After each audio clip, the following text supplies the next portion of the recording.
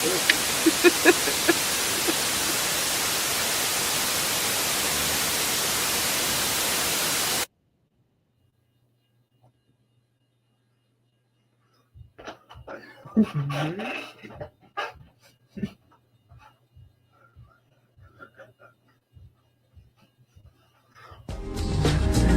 sexy, and fun. You're watching CSF Nation's own WMK TV, Channel 90.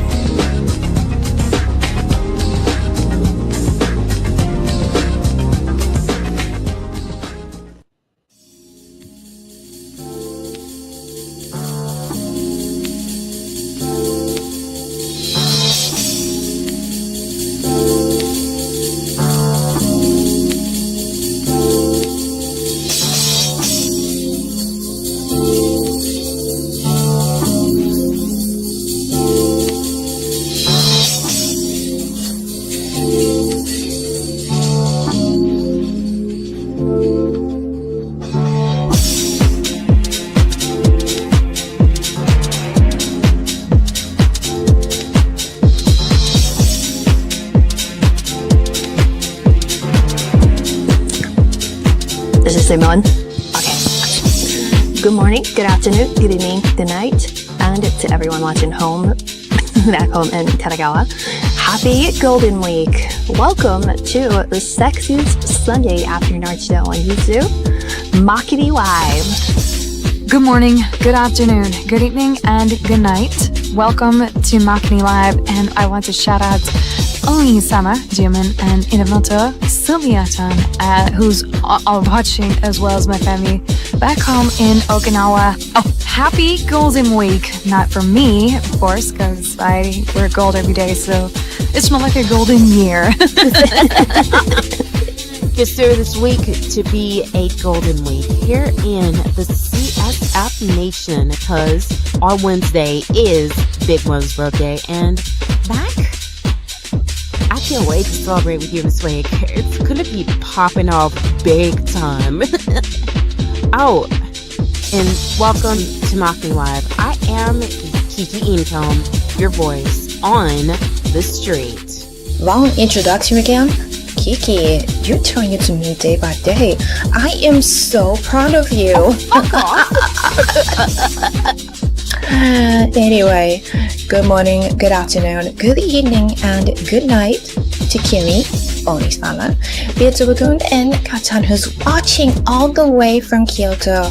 Happy Golden Week. Also can't forget my half-sister Fizz, and of course everyone who is celebrating in Japan right now. Welcome to the Sexiest Sunday Afternoon Art Show on YouTube, and to our boss who's getting ready backstage. I want to wish you a very happy early birthday, Makini-kun.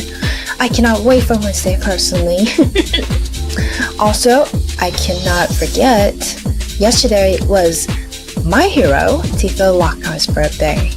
Obviously, I am wearing a special handcrafted replica of her earrings, ones that Desiree got me for my birthday, courtesy at Cotton Climb. Like, it's so hard to find these earrings, and especially ones where they always end up being like sold out. So Yes, this week is not only Golden Week, but it is also Makini-kun's birthday. It is going to be a holiday for everyone here at Makini Draws Productions, but that's not all, right, Tiki? That's right, Sky. Celebrate this situation. No. This station, WMK TV Channel 90, Makini Draws Productions, and our sponsors will be hosting a block party to celebrate Rose's birthday on Wednesday night at around 7 p.m. We're here in Arcadia Village. There'll be food trucks, live performances, and on top of that, we'll be hosting a live episode of Makini Live that evening, and we hope to see you all there. Plus, some updates regarding what's going on with Makini this week. Welcome to our little Golden Week here on Makini Live. yes, and Squiddy just told me that Makini-kun and Mamiya-sana are ready to begin. So, ladies, Makini Live starts now.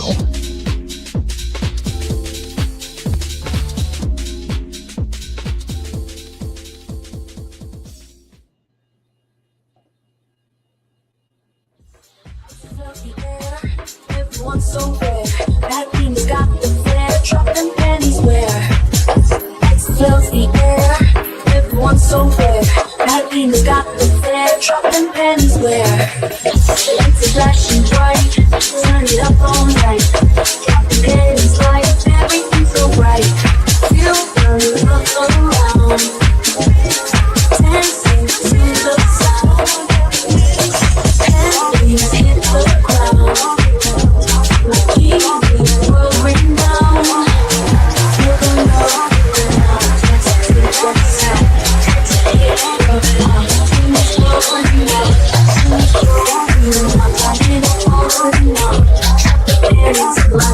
Everything's so right. Everything's so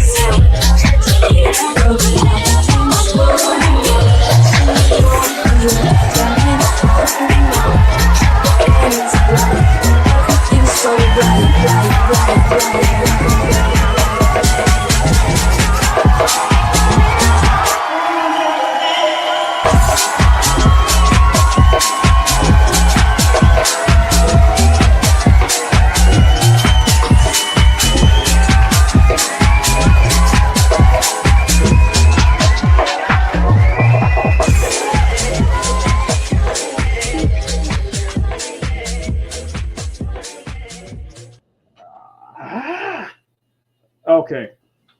I do not have my voice. You guys can still hear me. You know what? Yes. I always have my mic on. You guys can still hear me. How the hell does that work? No, seriously. My mic's not even connected and you guys can hear me. It was connected the entire time. It's magic, man. It's a happy magic. Anyway. Alright, hang on. Let me plug it in real quick.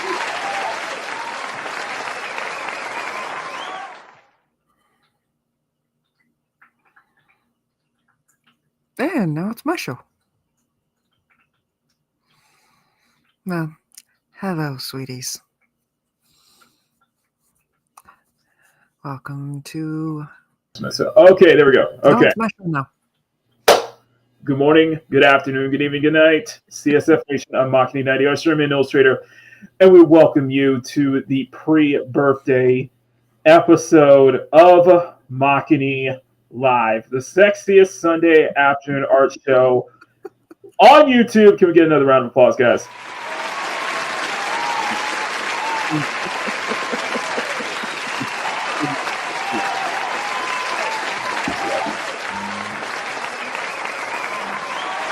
Hello, sweeties. All right. I'll wait to the canned audience. Hello, sweeties.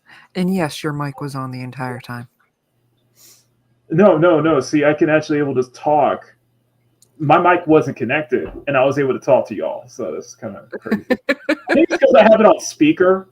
I think because I have my speaker set on speaker instead of like microphone. So I'll hear you. So anyway. Wow, your speaker set on speaker. Exactly. Imagine that. Exactly. Well, anyway, hope you guys are having a good weekend so far. By the way, if you guys are watching in Japan, which that would be kind of cool if that was the case. Right? Happy Golden Week. I know it is. It is Golden Week in Japan right now. Happy Golden Week. And of course, yesterday obviously was Tifa Lockhart's birthday, so that was awesome to see. That was awesome. I found that out on Twitter. But we have a lot to go over. So for those of us who don't entirely follow, are you saying Golden Week as in it's like the week of your birthday, or Yeah, okay, well, not just that. Okay, let me give you a little history. Let me give you a little background. So, okay, that's what Golden Week is. I'll share my screen real quick. Or has this got something to do with R. Kelly? It's a national. He loves me. That's strike one. That is strike one. That is strike one. Anyway. So, I'm gonna kick you out right now, okay? No, Golden Week.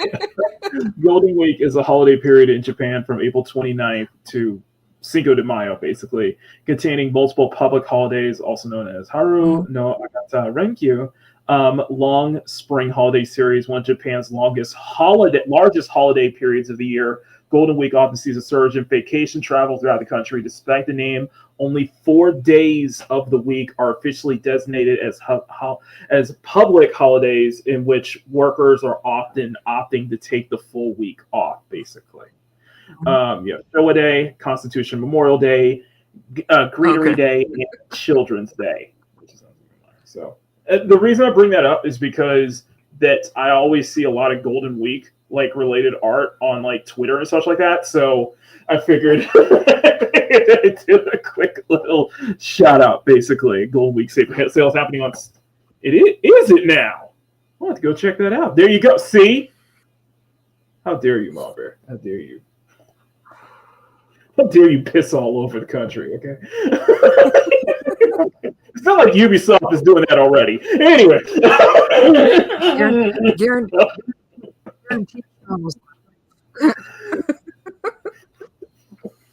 Anyway, no. But it also technically this week is Golden Week because it's obvious, it's blatantly obvious. Wednesday, May 7th is going to be a special episode of Makini Live, and it is going to be the birthday bash. So I'm looking forward to that. I did take Wednesday. Say it again. Nothing. Sorry, what was that? Would you like to say that again for people in the back? I didn't catch that. Yes. The Makini's going shirtless episode. No, and that's strike 1.5. No, we're not doing. You've been around memes of destruction. We're not doing a shirtless stream, okay? It is going to be a birthday. It's just going to be a birthday celebration. We're going to do at.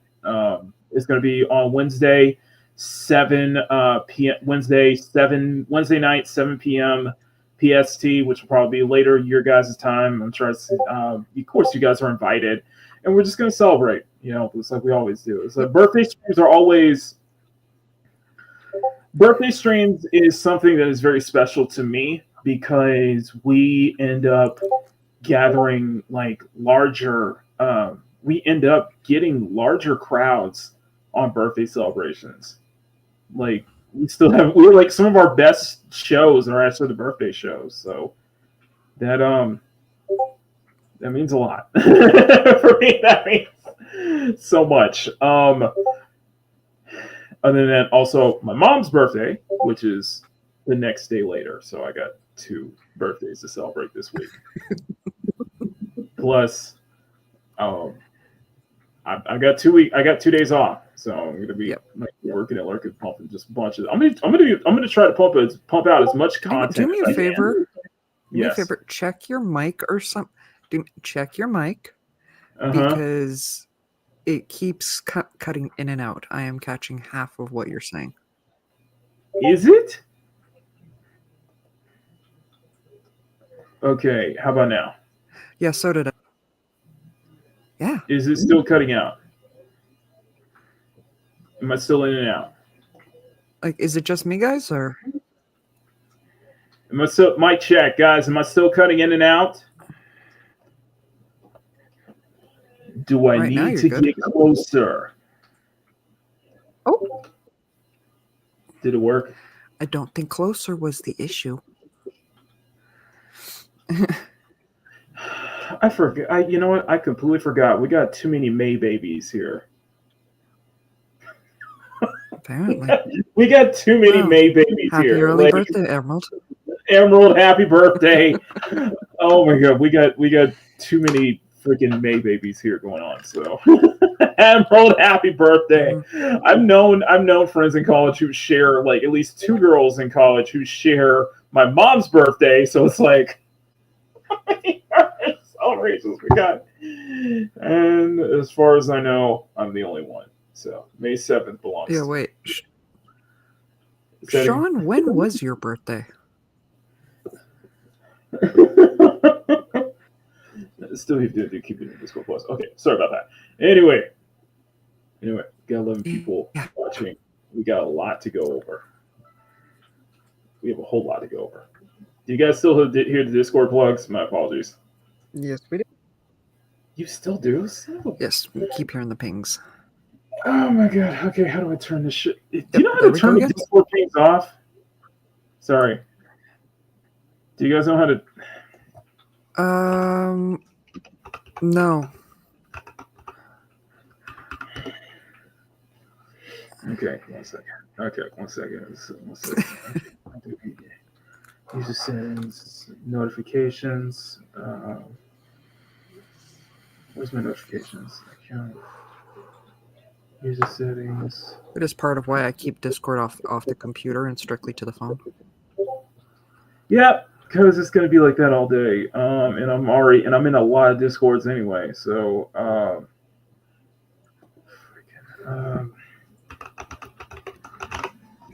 okay.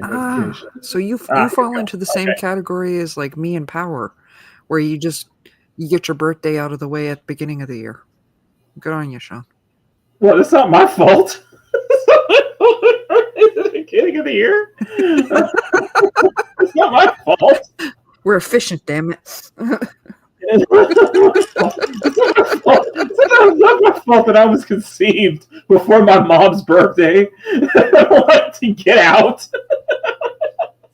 It's not my fault I was ready to get out before my mom's birthday, okay? I have a choice in that matter, okay?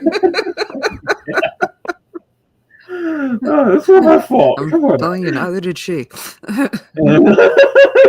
That was the craziest thing when I was pregnant. Yeah, the amount of people that kept saying, okay, don't have it on this date. It's not up to me. To me. Exactly. Oh my god. Anyway,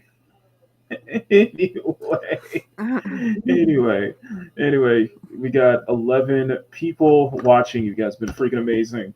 I'm still trying to look for a certain Riot Kitty because I want her to listen to something, but maybe you guys will be interested. One's in the chat. Okay. One in the chat if you guys want to hear something real quick. Two, if you guys don't. But one for yes, two for no. If you guys want to hear a sample real quick, let me know. In the meantime, hey, if you're enjoying this program, please smack that like button and make a jiggle. And smack that subscribe button if you want to see more art content from Makini. Thank you so much, and hope you enjoy the show. Later. Okay, I got one in the chat. Punk says hell no. Punk, your like button doesn't matter. So, it's a rap. No, it's not. It's just a melody sample because I'm working on my next super chat. I'm working on my next super chat, and I promised Riot Kitty I would do one on Rena. So, one's in the chat. One in the chat for yes. Huh? I don't rap. I'm sorry. I can play. No, there's no three. It's like, so if you guys want to hear it, if you guys want to hear me hear just a quick sample from me, put one for yes, two for no. So in the meantime, if you want to share it, share it. Huh? What was that? Sorry, what? I'm telling you though, I had this thought the other day while watching Sean and Dan, because Dan was just he stopped so awkwardly at hit the like button. I now want to hear Dan saying, smack that like button and make it jiggle. Oh, just once. I'm not going to allow that because that is exclusively a Makini Dross channel thing. Okay. I'm the one that created it. I want to hear him say it. Okay. You guys don't want to listen to it. Okay, fine. It's just a melody I was working on. You guys don't want to listen to it. That's totally fine. I get it. Okay. Then I'll have to work on it after. What we are going to cover. Let's go ahead and say hi to everybody in the chat before we'll never say our Spoil sport. exactly. That's my point. That is my point. He's like, Okay. we will never say that our channel is PG-13. Spoil sport. He's got the perfect voice for it, other than mine. Exactly. Anyway.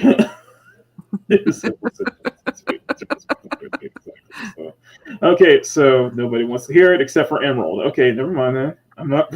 I know I don't rap, don't I? I don't rap, Sean. Okay, let's go ahead and say hi to everybody in the chat first. Okay, first off, Power. Good to see you. Good to see everybody. Good to see everybody back. Network. Yes.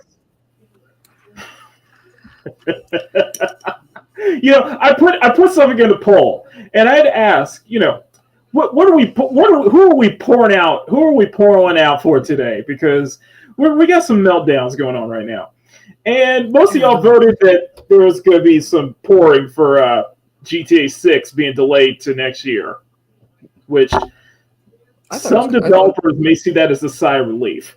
I voted on the Xbox one. You say Xbox fans have the price increase. Oh, they had a good week last week, and now Xbox is like, yeah, I'm just gonna drop this right on you.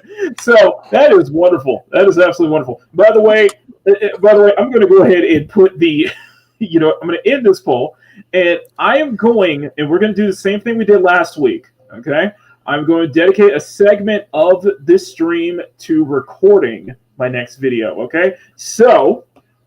What video do you? That's funny. Nobody cared about Del Eros. Huh? Nobody cared about Del Eros. Nobody cared. And I figure you and me probably didn't want to talk about the whole Superman shit because. Oh, I can actually, because you were right. I think you could take a victory lap. Oh, no, I can though, because we were discussing this on Monday, because with the Kingdom of Nerds, one of the members in our community is I'm quickly becoming our man in the know, because this guy seems to know what's going on in Hollywood. I don't understand exactly why. He's got the dirt on that leak. Those rumors, they are true. Everything. He's going to get cyberbullied. Which is going to make him sad. The only thing is, I know the rumors are saying that it's a group of mutant monkeys. Not exactly. They aren't mutant monkeys. They're gleeks. And if anyone remembers the Wonder Twins from way back in the day of the Super Friends Day, they'll remember that they had a monkey hanging around with them. That was Gleek. There's going to be an army of that irritating little. What am I thinking of? What's the first one? This whole thing is a snipe at the Snyderverse. We do need to talk about Infinity. We do need to talk about Infinity, Nikki, though. Sure. Yeah, no, it's not good. That's not a good thing, though. Okay. That's not a good thing. Yeah, no, it's not, because they are getting ripped to shreds right now. It has an attractive female. Yeah, of course. Yeah. There's a boycott going on. Because it has an attractive female and not. No, because it's a gacha game, and gacha games mean this shit's going to be expensive and all that. Blah blah blah. Yeah. Yeah. Same thing, kind of hitting Wuthering Waves a bit too. So. Okay, still working our way through the chat though. Yeah, let's see. Let's go off. Let's go to the EA layoffs. Okay. Oh, well, you're typing away. All right, guys. New poll is up. There we go. Whatever you guys, I will dedicate a segment. We got power. I will dedicate a segment to this show today to doing to recording commentary for one of these 4 topics. You have Polygon shutting down, Xbox price increase, Google bullying Automaton West over bunny girls, or the EA layoffs.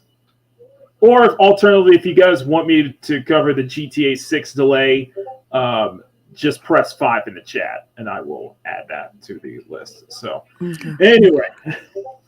By the way, yes, we do have Sean in the house. We've got Eli. Yes. Punk.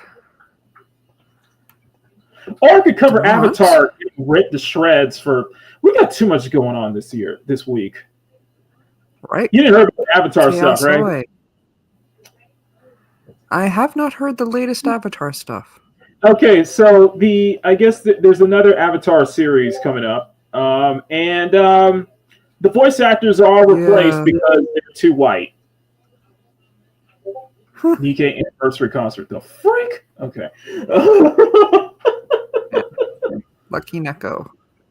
Lucky Neko. Good evening to you. And then we got a super sticker from Friggin' Punk. Punk, good to see you. Hope you do enjoy the Miami GP today. Thank you for the cool glasses emoji, Punk. I really, really, really appreciate that.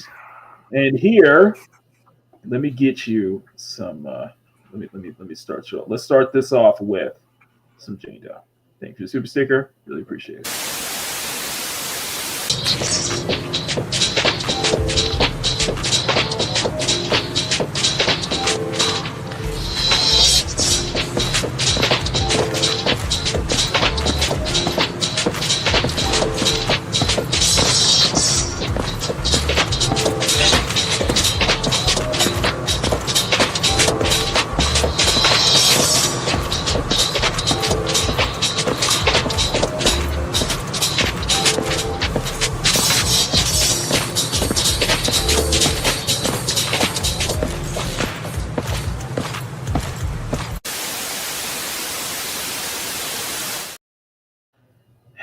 Thank you for the super sticker and Monbear. I got another celebrations in order because we got the rat. We got the rat? Yeah, we got her. We got her. I'm surprised you have not pulled up one. We got her. I'm listening. Short. I made a short about this yesterday. So here you go. See, I am surprised that you haven't pulled up one particular clip. We'll get back to that. What rat? This rat. Oh. Yeah. We got Jane. Super sticker. So super chat coming real soon. And I'm having so much fun with it too. Just kidding. Still having so much fun with this one. So yeah, so I got two to go over. By the way, Eli, if you're watching, I am enjoying the Unbreakable Sphere event in Nikkei, especially the story. It's really good. It's really, really good so far. So I'm enjoying that. Emerald is saying, agreed. Agreed. I already prepped the game when Take-Two decided to do a DEI panel on E3 2021. Yes. So you're probably referring to GTA 6. Okay. Yeah. Of course, Avatar went full Western. Yes. GTA stopped being relevant in 2022 when they announced humor will be down. Yep. Mm-hmm. Yep. Who's getting boycotted? Should we tell Mom Bear? Should we tell her? You know what? Can we put a You know what happened. You know what exciting thing happened to me this week while you're pulling this up. Because earlier this week, Walter Jones, the Black Ranger, he posted a Sinners type, on his Instagram page. Yeah, and I could not resist. I'm like, yeah, for Walter Jones, I take my chances. You know what? He loved it. He liked the comment. Zach, you take your chances. One of the greatest, if not the greatest Black Ranger. I will not. I know I have Adam fans in the chat. I understand that. But still, Zach is still my Black Ranger, though. It's the chat. I know. I love Johnny on Boss See, too. I'm just saying. Adam's still any man that will dance. Any Yes. man that will dance battle for the woman, it is my kind of guy. Okay, I really dislike Vice, so I am not going to go there. Anyway, so let's pour one out for Infinity Nikki. You had that for the longest time. Come on. It's not a mistake. Either. Okay, so what's going on with Infinity Nikki? Okay, so the Stylus dress-up gacha adventure game made its way to Valve's storefront yesterday following months of Epic Store inclusivity. What could have been a moment for fans to celebrate has instead been marred by a wardrobe of technical issues. Nice writing there. Clever. The developers have since apologized while promising compensation for those who feel wronged, but for the battle for Infinity Nikki is far from over. PC players were excited to hop onto the Steam release for Infinity Nikki this year. It's Infinity Nikki yesterday, but were met with technical issues, ranged from an inability to actually launch the game due to crashes and general instability. Infold's darling dress-up game, far from the first project to suffer technical issues, so it's probably far par for the course for the developers. And not only that, 2 new 5-star Infinity Nikki outfits, Snowbound Ballad, and Undying Ember, contain 11 pieces, meaning that you'll have to be spending quite a bit of time, 220 pulls, and money to collect the full sets. It's more than the usual size players are used to and arrived without warning. The fear is that these outfit piece requirements will increase past the already big asking with the associated collecting 11 pieces. So it is a gacha game. You do collect outfits. You do collect it. Usually the more 5-star rare outfits, you do got to collect all the pieces for it. You do have to roll for them. Like I said, it's a gacha game, so not surprising. Meanwhile, Infold moved to swiftly extend its Crown of Mirrorland Peak Arena event to 3 weeks instead of 2, a shakeup that sent a wave of confusion throughout the community. With technical issues abound in slowly implementing monetization practices that demand more from its fans, members of Infinity Nikki Chinese player base took to social media platform Red Note to speak up as the issue quickly ballooned into a full-on movement. Now, portions of here's what I'm gonna do. I'm gonna do something for you. I'm gonna read this on here, and I'm gonna have some Infinity Nikki in the background. Okay, let's do that. So you guys can listen. That way you guys can listen. And yep, everybody's talking about it. It was a massive backlash with Infinity Nikki, and they are not happy. So I'll just pull some shit up here for prosperity. So okay. Anyway, meanwhile, holding back. Okay, so where do I start? Okay, so as the issue quickly ballooned into a full-on movement, now large portions of the CN community across, and not just the CN community, but across the globe, are calling on others to not only boycott Infinity Nikki on Steam, but leave negative reviews and uninstall it on all platforms. Quote, holding back your pulls for a couple of days can help show we want in to remain fun and fair for all players. Quote, what I am reminding people is a decent amount of Chinese in-stylists pledging not to spend or pull on the banners to send a message to the digital income trackers for the game. Reddit user Kiox, K-I-XX said in a call to action post earlier today. This is from 4 days ago. For gacha games, tracking how successful a new batch of content is usually measured on the first few days. Holding back your pulls for a couple of days can help show that we want in and remain fun and fair for all players. Now, this is very reminiscent of what happened with Wuthering Waves this week too. Wuthering Waves immense backlash.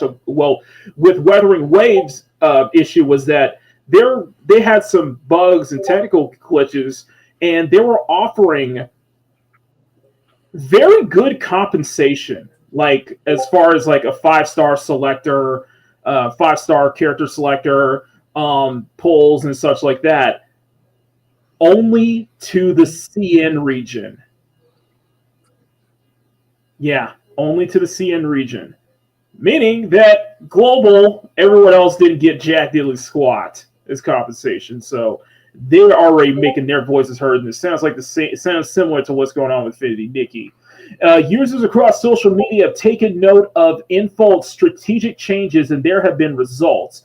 It currently sits at a mixed rating on Steam as players leave negative reviews warning newcomers to stay away until demands are met and grievances are addressed. Infinity Nikki boycott shadow snowballed to the point where Infold eventually moved an issue to an apology letter across its official channels. It comes with reassurance that many of the prominent technical hiccups have already been addressed. The company promises to improve communications about adjustments in the future. Quote, "Dear stylist, hope the message finds you well. First and foremost, we would like to extend our sincerest apologies. We are true." Wow, this like Jesus. Okay, so I'm gonna put the full apology note because it is a long apology in the chat. So if you guys want to read that in full in your own leisure, go ahead and do so. It is a long apology, and I think although it adjusts a lot of the technical issues that we have on Steam, people are still bringing up the increase in pity pools, though. The over monetization, and yeah, complete BS. This sets will still be 11 pieces to get a full outfit, and they've increased, and they're not making any changes to the. Okay, so this comment comes from Dax. The number of pieces is literally not the problem, it's the drop rate. In my honest opinion, a 4-star drop rate should match the 4-star exclusive banner, and 5-star can be guaranteed by every 15 pulls. Also, I don't think we should do this cutscene as soon as we log in ever again.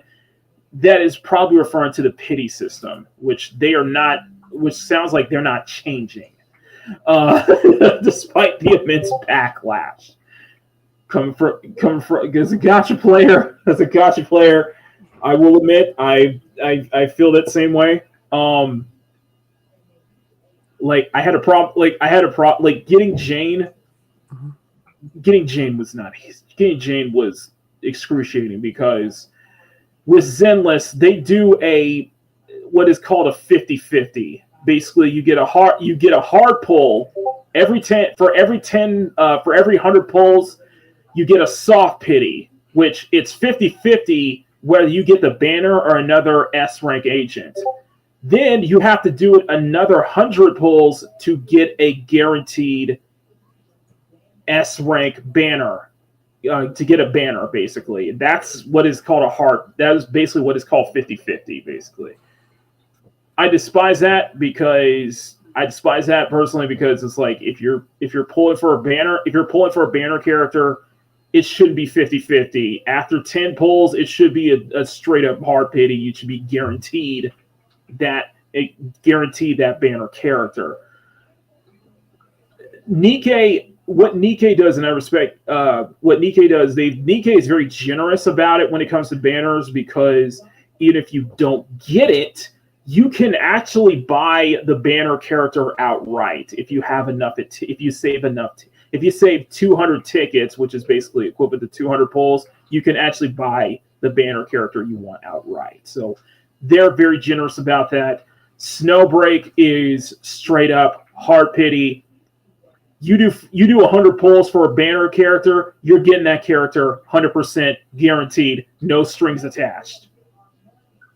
So, yeah. Anyway, sorry, I had to bring that out a little bit there.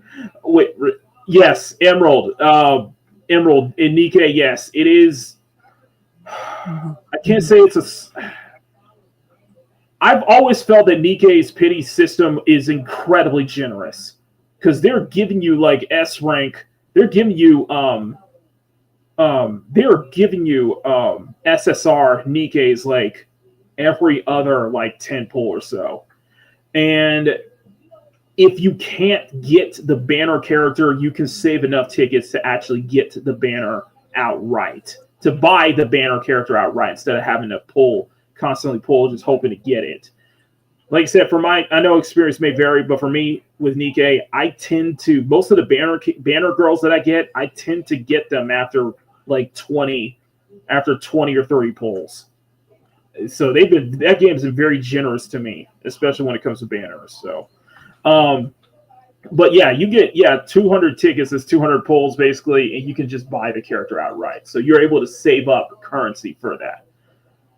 I just dislike how Zenless does it, where it's a soft pity at 10 pulls, and then it's a straight up hard pity, guaranteed 100% character at 20 pulls. Where I think it's like, I followed Snowbreak and Girls Frontline too, is that if you're doing 10 pulls for a banner character, it should be 100% guaranteed you're getting that banner. Sorry.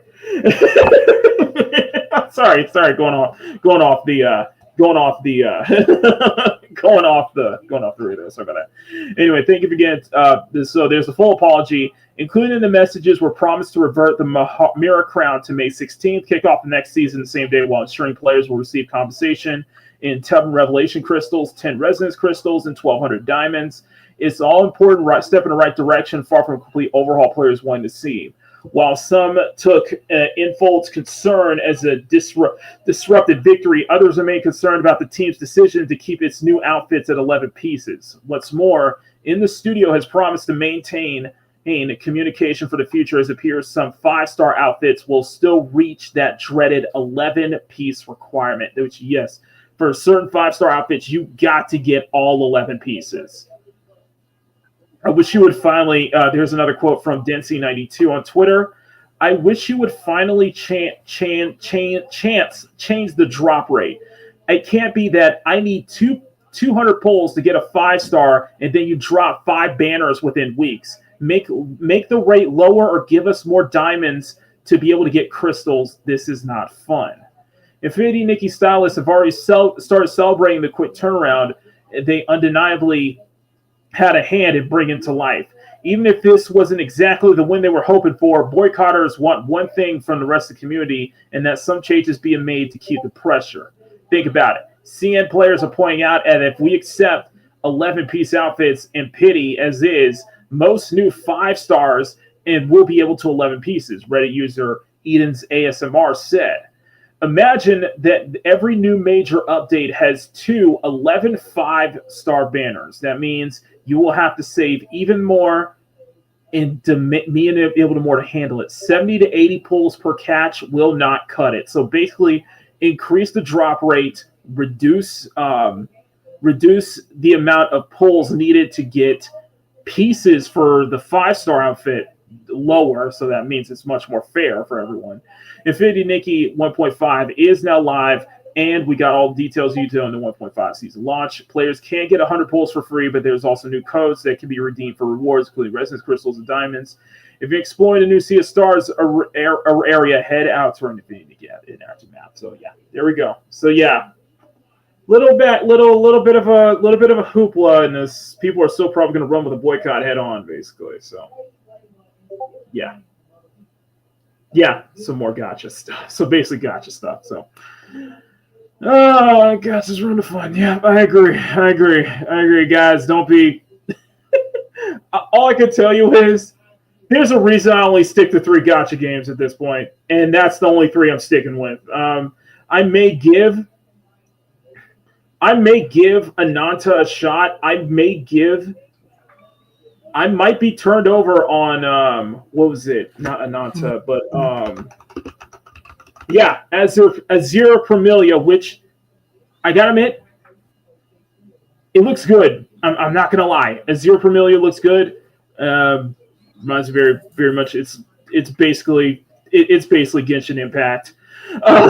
It's basically Genshin Impact meets Pokemon, basically. So that will be something very interesting. And it is set in the same universe as Azure Lane. So you know with Azure Lane being one of the most cultured gacha games to ever exist. Cultured. You can expect that level of fan service here. So anyway, yeah. So that was just a little quick one. Okay. Now you're ready for the big one? Marbury, are you still there? Anyway. Yeah. Okay. Okay. So you guys have voted 8 votes. All right. So you guys have voted that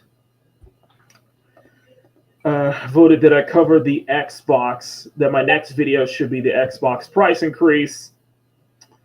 But before we do that, can we pour one out? Can we pour one out for Polygon? Can we pour one out for Polygon? Can we pour one out, guys? F's in the chat. F's in the chat for Polygon. Okay,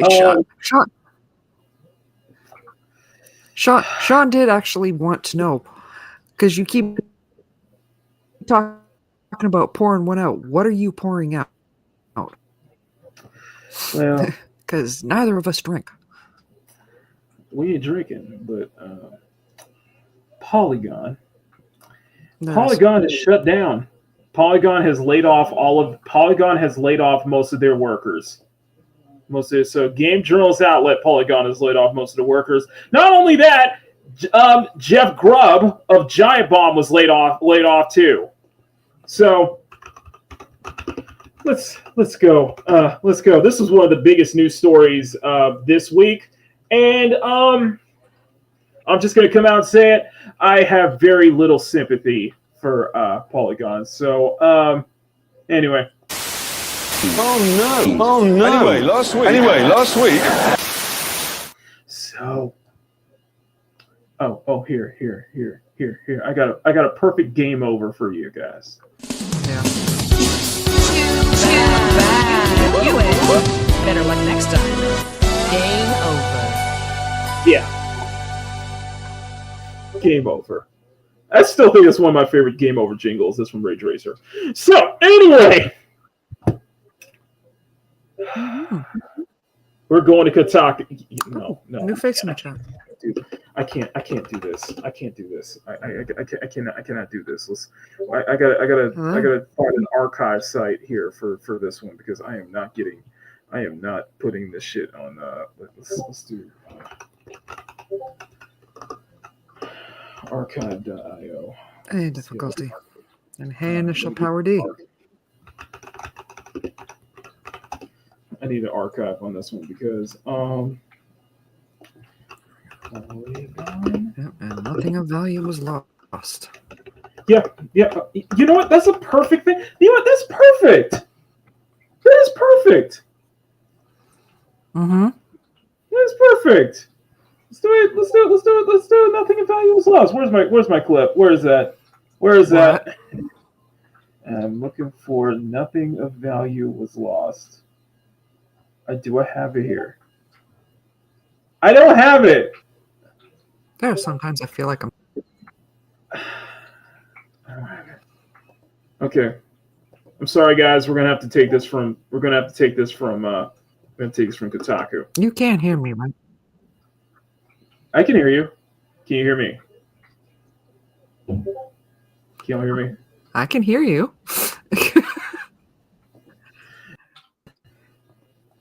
Okay, let's do this.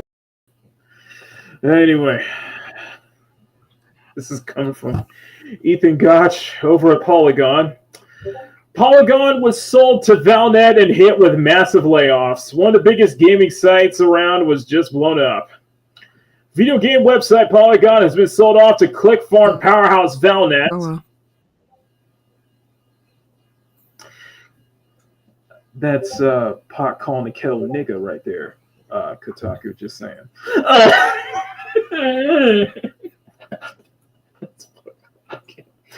Video game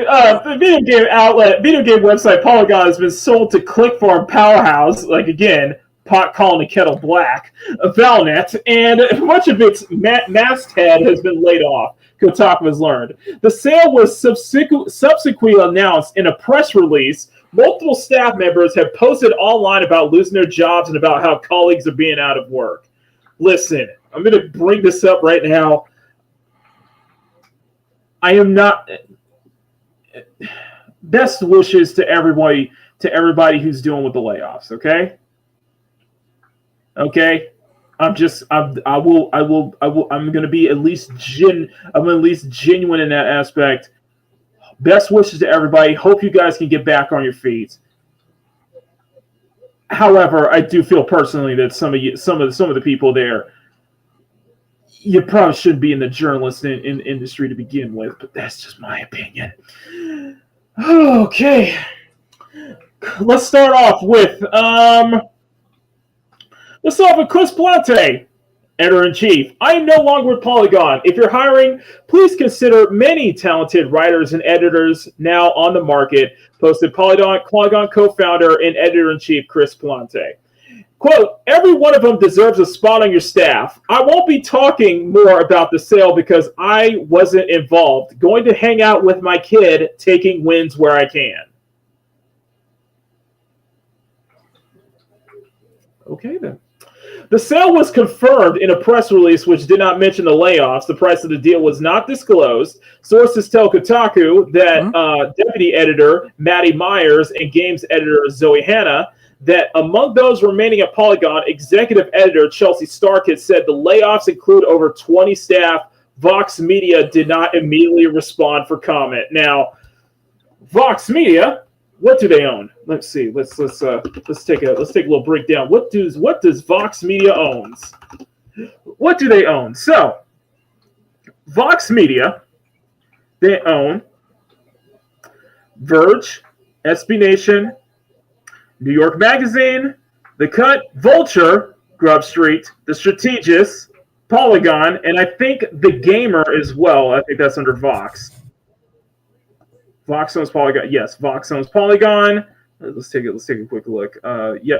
So New York, the New Yorker, Intelligence, The Cut, Vulture, Strategist, Curb, Grub Street, The Verge, Vox, SB Nation, Eater, Punch, Thrillist, The Dude, Dodo, PS, Vox Media Podcast Network, Vox Creative, and that. So where is it? I don't think The Gamer is under Vox. What's it? Gamer? I think no. Kotaku and The Gamer are under ZD Media. Zip Davis. So I'll say more late. The sale was confirmed in a press release, which did not mention the layoffs. The price of the deal was not enclosed. Sources tell Kotaku that deputy editor Maddie Myers and game editor Zoe Hanna are among those remain at Polygon. Executive chef. Okay, I already said that. I'll say more later, but I no longer have a job. Quote, senior reporter Nicole Carpenter. I am looking for work, and so many of my amazing colleagues, I have lots of ideas and things I'd like to write. I'm really in shock. I had a great time working at Polygon, posted senior writer Michael McWhirter. Please let me know if you have any cool job openings. Founded in 2012, Vox Media, the site quickly established itself as one of the premier outlets for original reviews, reporting, and cultural analysis in the world of gaming.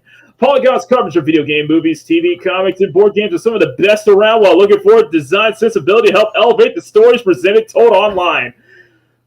Now, Mom Bear, we're going to go over a video from Rev Says Desu, which he has compiled together a loving list of, let's just say, Polygon's greatest hits.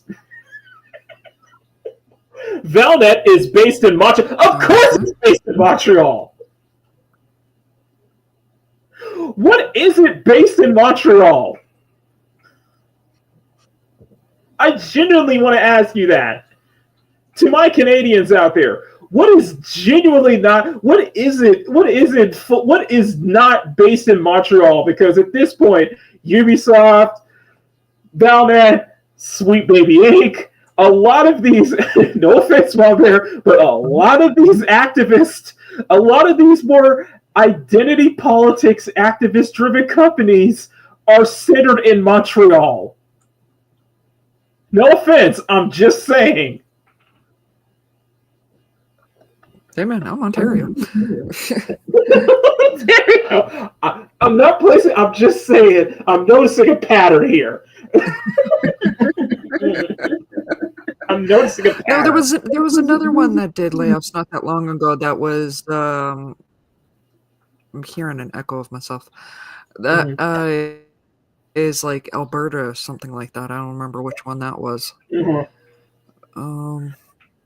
But no, we have Nelvana here in Toronto.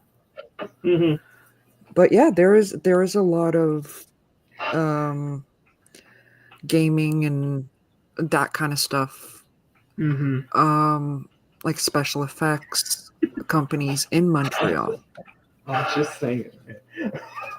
The movie industry is still with. If I'm correct, Ubisoft and Sweet Babies are not that far from each other either. Anyway, in a report earlier this year by The Wrap, hold on a second. Valnet is based in Montreal and operates Scream Rant, Game Rant, comic book resources, and mass aggregators. The company is run by Hassan Youssef, who's got his start in digital media with online prawn website. Wow. Okay, one sec. You got to start somewhere, right? One sec. What's that? I'm just gonna squash something quickly in the chat. Not that. We got some fight going on here. Right here. Okay. Easy on the Canada hate. Because I do have a wrench. Okay, come on now. It's not Marvel's fault, okay? Now they started digital media with online prawn websites. Well, I guess you gotta start somewhere, right? The addition of Polygon not only strengthens our editorial muscle. That implies that Polygon had some editorial muscle to begin with, but that also amplifies our ability to deliver unmatched value to both audiences and advertisers, Youssef said in a press release. In a report earlier this year by The Wrap, many former contributors in Valnet's media holdings being exploitative in content mills. In journalism, there are really bad jobs, and there are places like Valnet. Former Collider contributor to The Wrap. Of course, it's Collider. One of the worst places I've worked, and probably one of the worst journalist publications I've ever seen. Wow! That is not favorable. Valnet responded to the investigation by suing The Wrap for libel, claiming the report was full of errors and had caused the company's founder, quote, tremendous emotional distress, affecting, among other things, his mood, temper, and ability to sleep. So we said something bad about Valnet, and they can't. And the editor and the head of Valnet can't sleep. Emotional. It's emotional damage. Okay, that's what this is. Emotional damage.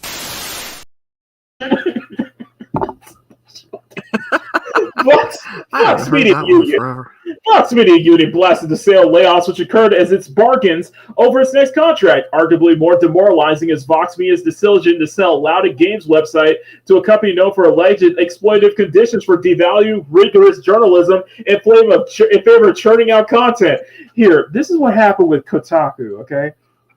So the head of Kotaku, the Kotaku's parent company, was telling them, you need to actually make articles, like make a bunch of articles every day instead of, hit pieces, and a good chunk of Kotaku staff left. That sounds like what it might have been the case here is focus on making actual articles like news, reviews, guides, and such like that instead of rigorous, continuous hit pieces on customers, gamers, identity politics in general. Stop being activists and actually being journalists for once. Vox Media blasted the sale layoffs, which if bargains over his next contract, or if it more demoralized the decision. So, okay. Vox Media's lack of respect for Polygon's reputation.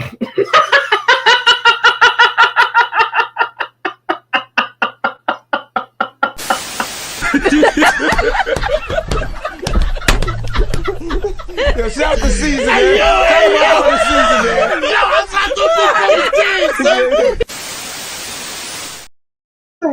I'm sorry, I can't say that with a straight face.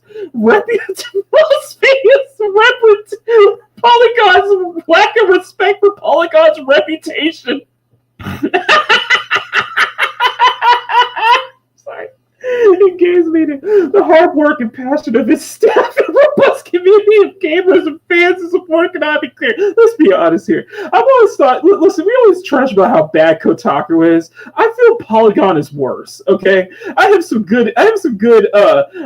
history with Polygon, and I want to, we're going to share a video from Rev, who goes over the, what I said, the greatest hits of Polygon. So let's continue. It continued. Losing Polygon to such a company is not just a loss for Vox Media, but for our industry and internet culture as a whole.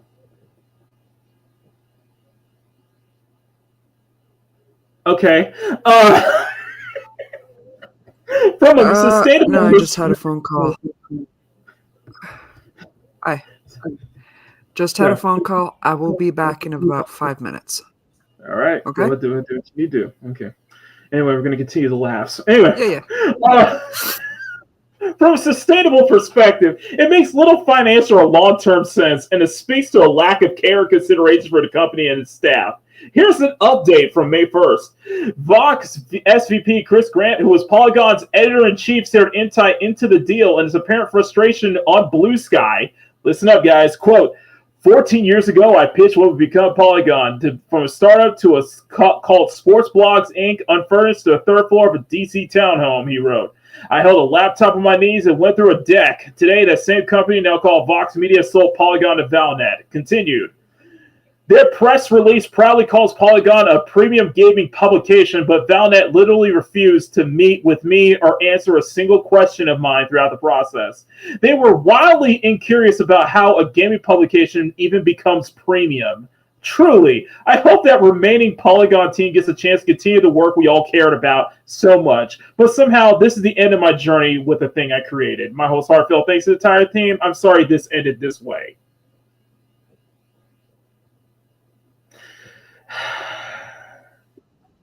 Okay, you guys ready? Are you guys ready? Are you guys ready? Are you guys ready?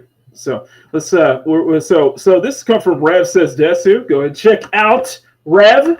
You guys nuts. You go subscribe to him. And we're gonna go over Rev has gone put together a little compilation of Polygon's greatest hits. Okay, so are you guys ready? Are you guys ready? Let's do this.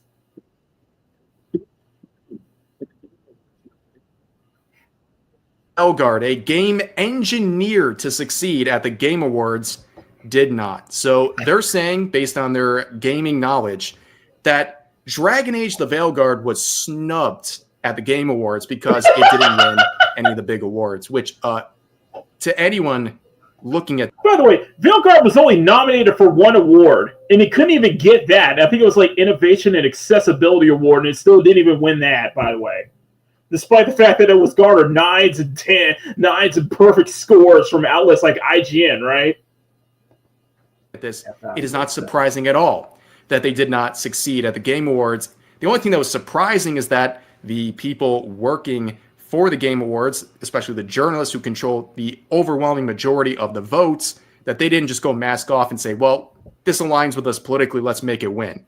But it did not, and I guess this person at Polygon is surprised. This game was not engineered to succeed. The franchise was, but this game was not. It hyper-focused on the characters' identities and getting into identity politics and all of that stuff, and having a bunch of obnoxious messaging throughout the game. And overall, just it was a boring story. There's nothing to it.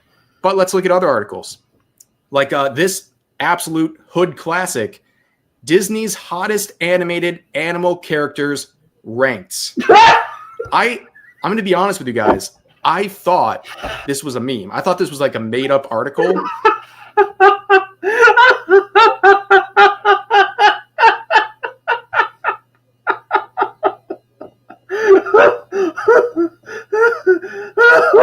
You what? What?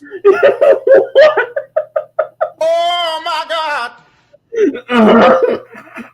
Disney's hottest animated animal characters ranked. Bruh. Let's continue. And that's real. It's right on their website.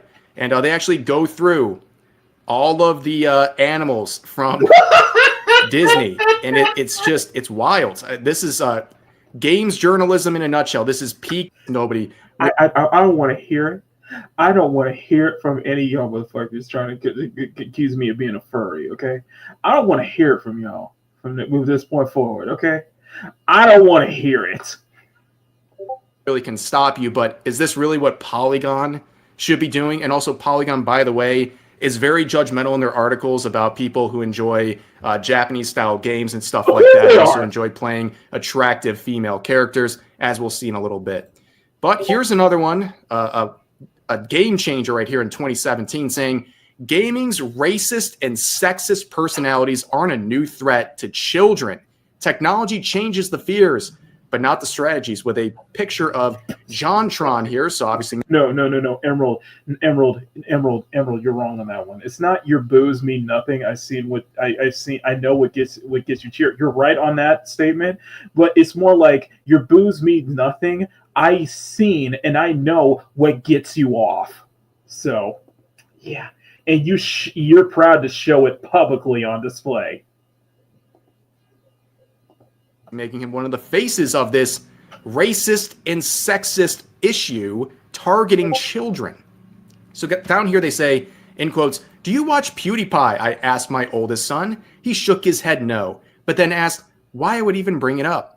Because he doesn't understand why jokes about genocide aren't funny, I explained. My son goes to a German language school, and this wasn't the first time this particular topic has come up. I don't think PewDiePie is an anti-Semite as much as I think he's a rich white guy who doesn't understand that anti-Semitic humor isn't the best way to make a point. I don't think PewDiePie is an anti-Semite as much as I think he's a rich white guy who doesn't understand that anti-Semitic humor is the best way to make a point.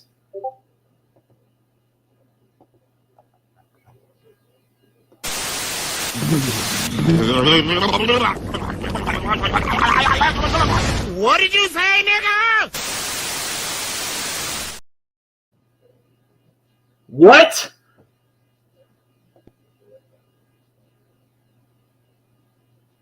What? PewDiePie is thoughtless, and his wealth and built-in following insulates him from having to look at any of his beliefs very hard.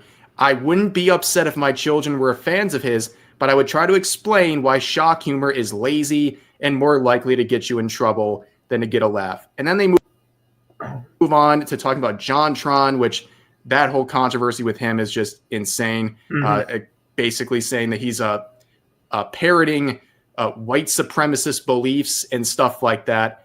It's just classic Polygon complaining about. No. I'm going to go back. I'm going to read this quote here. I'm going to read this here. But JonTron Jafari and Colin Moriarty bother me, even if they don't really know how I think about parenting. JonTron Jafari is a massive problem online personality who seems so sincerely believe in the white supremacist rhetoric he repeats online, and is comfortable defending what used to be considered hateful beliefs are simply part of the daily discourse in the age of Trump's own white supremacy.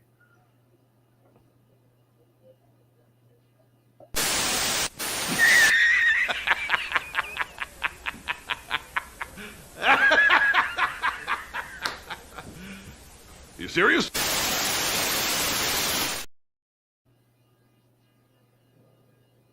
You see why I don't have much sympathy for sites like journalists like these losing their jobs. I'm just saying. You understand. I understand this is very old, but yeah, that mindset rhetoric is still today. Basically saying that he's parroting white supremacist beliefs and stuff like that. It's just classic Polygon.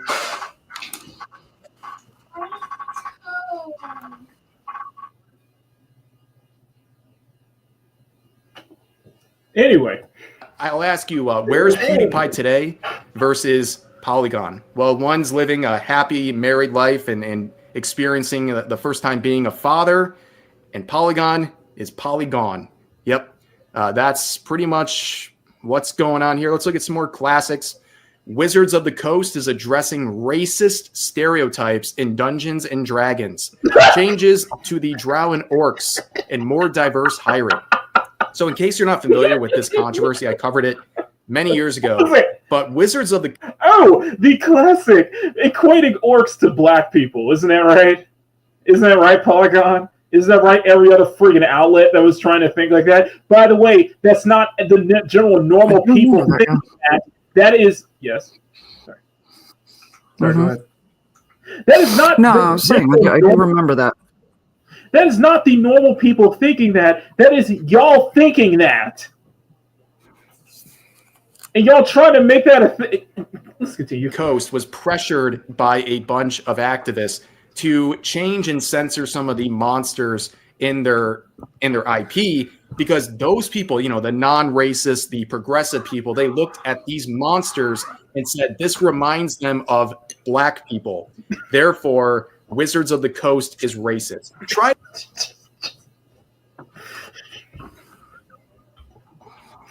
You know what? You know what?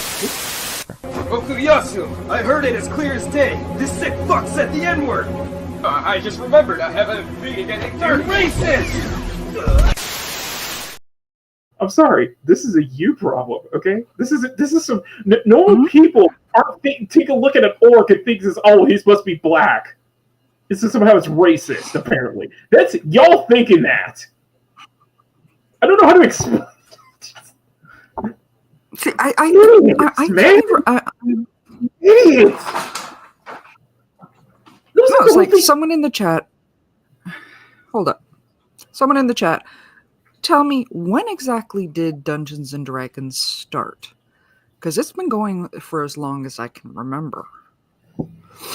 And it wasn't up until... Without me looking it up? Yeah. Okay, fine. I won't look it up. If somebody can, that'd be great. I know I've got my phone next to me. I'm just, you know. I won't look it up. You guys have to figure it out. I'm assuming it was at least the 60s, if not the early 70s. Yeah, I think I was thinking somewhere around the 80s or whatever. I'm not entirely sure when he started it up. It was like that whole thing. It was that whole thing of equating what was it, the goblins in Harry Potter to being Jewish because of, you know, large noses. I'll get there. Let me make my point. Oh, sorry. But yeah, well, even as early as what Emerald, because I think Emerald might be on target with saying it's around the 80s. Mm-hmm. People had been playing it, you know, say from let's say as recently as the 80s, right up until mid 2010s. No one had an issue with orcs or goblins or whatever, or made them any association to any particular race or 1974. Thank you, Emerald. There you go. There's your answer. Yeah. So we're right. We're close. Early 70s, yeah. No one made these associations right up until, say, mid 2010s. And then a bunch of idiots, I got no better word for you, on Twitter decided that black people are orcs and goblins are a clear representation of of Jewish people, and in Harry Potter, because this is y'all inserting things into things that weren't there to begin with. Exactly. Shall we continue? Sure.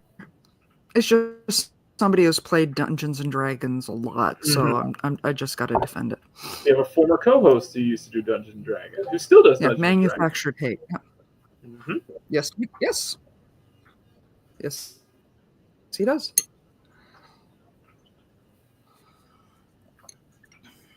It's just outrage culture. So, Marbury, you're coming back. So we're watching a video from Rev where he is basically going over Polygon's greatest hit, what I call Polygon's greatest hits here. Okay, this is Here, what are you saying? Can anyone else hear? Oh, sorry. My So we're going glitching. over Polygon's greatest hits. Let me. Is the ugly side of the manga and anime. I didn't even know they jumped in on this whole Attack on Titan is promoting fascism trend that people try to do about 5-6 years ago, but that's not too surprising given the fact that it's Polygon, of course. Here's another banger. Is this a Pulitzer Prize winner? It has to be. Understanding Ugandan Knuckles in a post-Pepe the Frog world.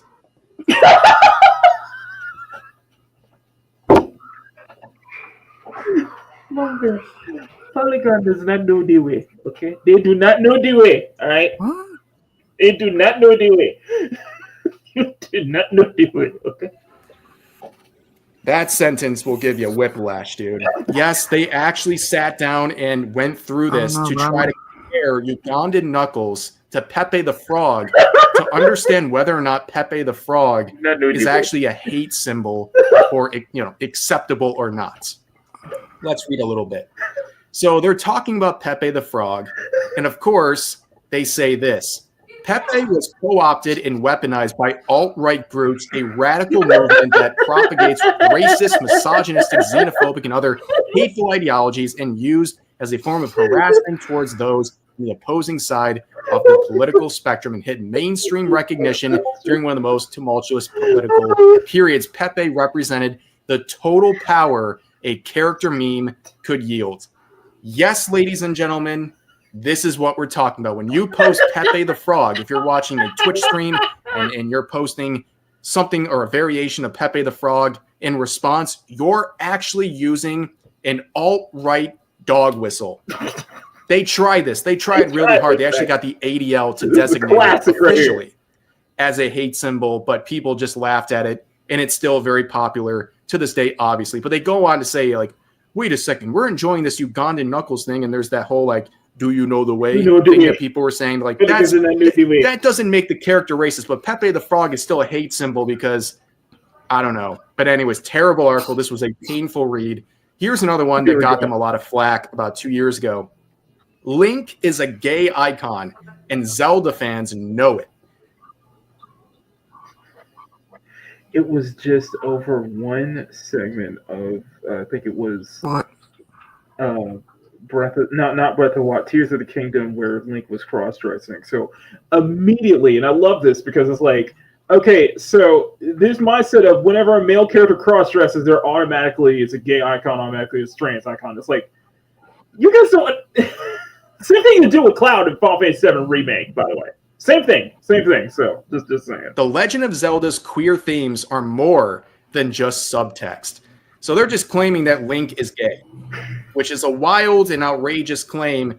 And really, they're just kind of projecting their own desires onto this character that's in no way portrayed as this in the series, but they're really reaching to do this because it serves their narrative and their desires. And also, they're implying that if you don't believe this, you wouldn't be a Zelda fan. Very obnoxious.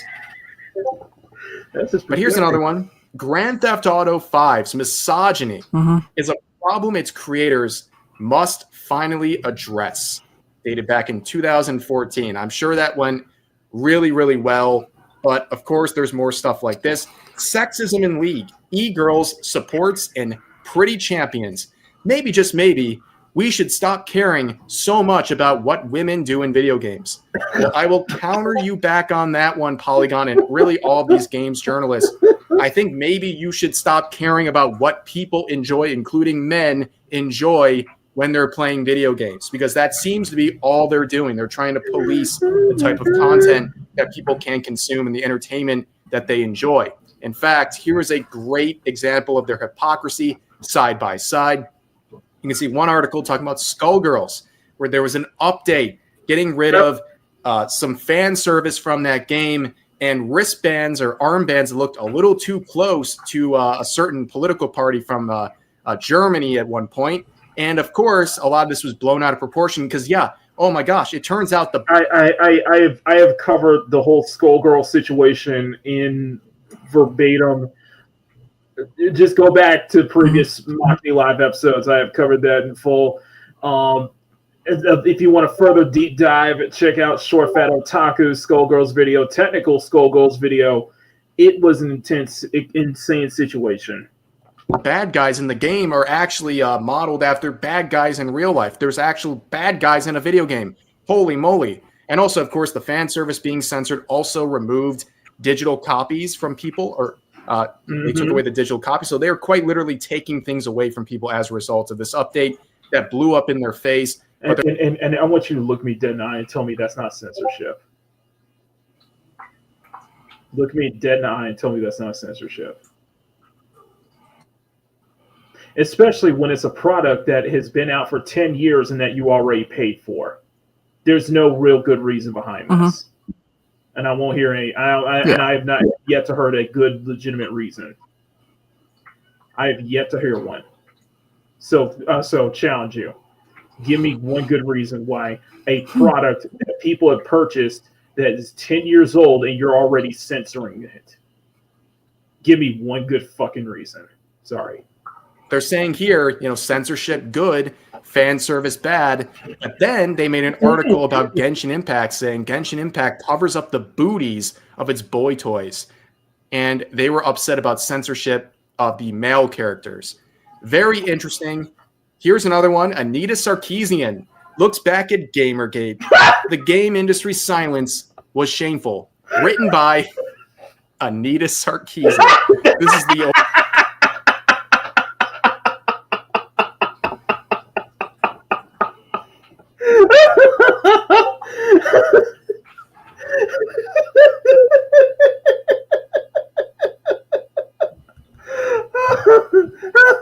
Oh God.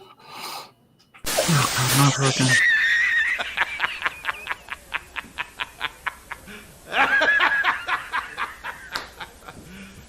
You serious? I assume she was a contributing editor at the time. Anyway. old OG Gamergate days.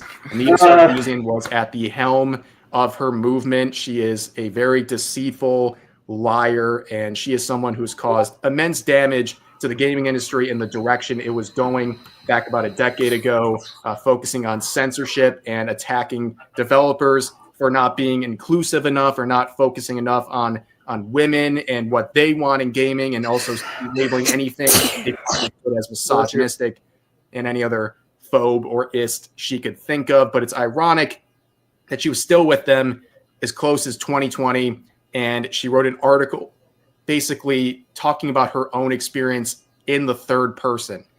Interesting to say the least. But here's another one from recently. If you're thinking this is all stuff from 10 years ago or 5 years ago, you'd be wrong. They wrote this article days ago. The Last of Us's post-apocalyptic homophobia reveals its shallow setting. The story about tribalism that post-apocalyptic homophobia reveals its shallow setting. That's a hell of a title, isn't it?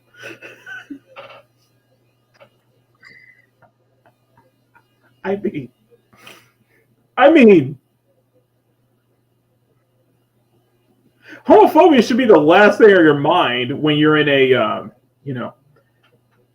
zombie apocalypse and you're trying to survive. I mean, you'd think.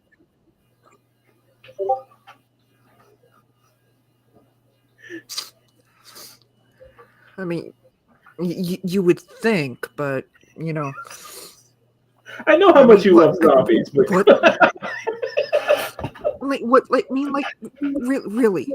really, what's worse?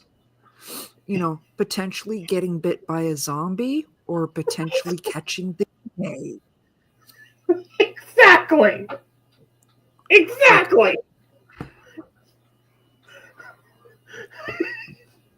What's more important, chat? Getting misgendered in a zombie apocalypse, or trying to not get bitten by a zombie, or not get infected? This zombie misgendered me. This is the thing about tribalism. Yes, there's post-apocalyptic homophobia in The Last of Us, because that is the main takeaway from this recent second season. absolutely insane stuff, but you shouldn't be surprised. And also want to point out this little section here shared by Grums. Oh, yes. Where you can see this. Yes. Mom Bear, we're gonna hit it. We're gonna hit it deep cut, by the way, okay? So, do you remember the Stellar Blade controversies of having the censoring of outfits and the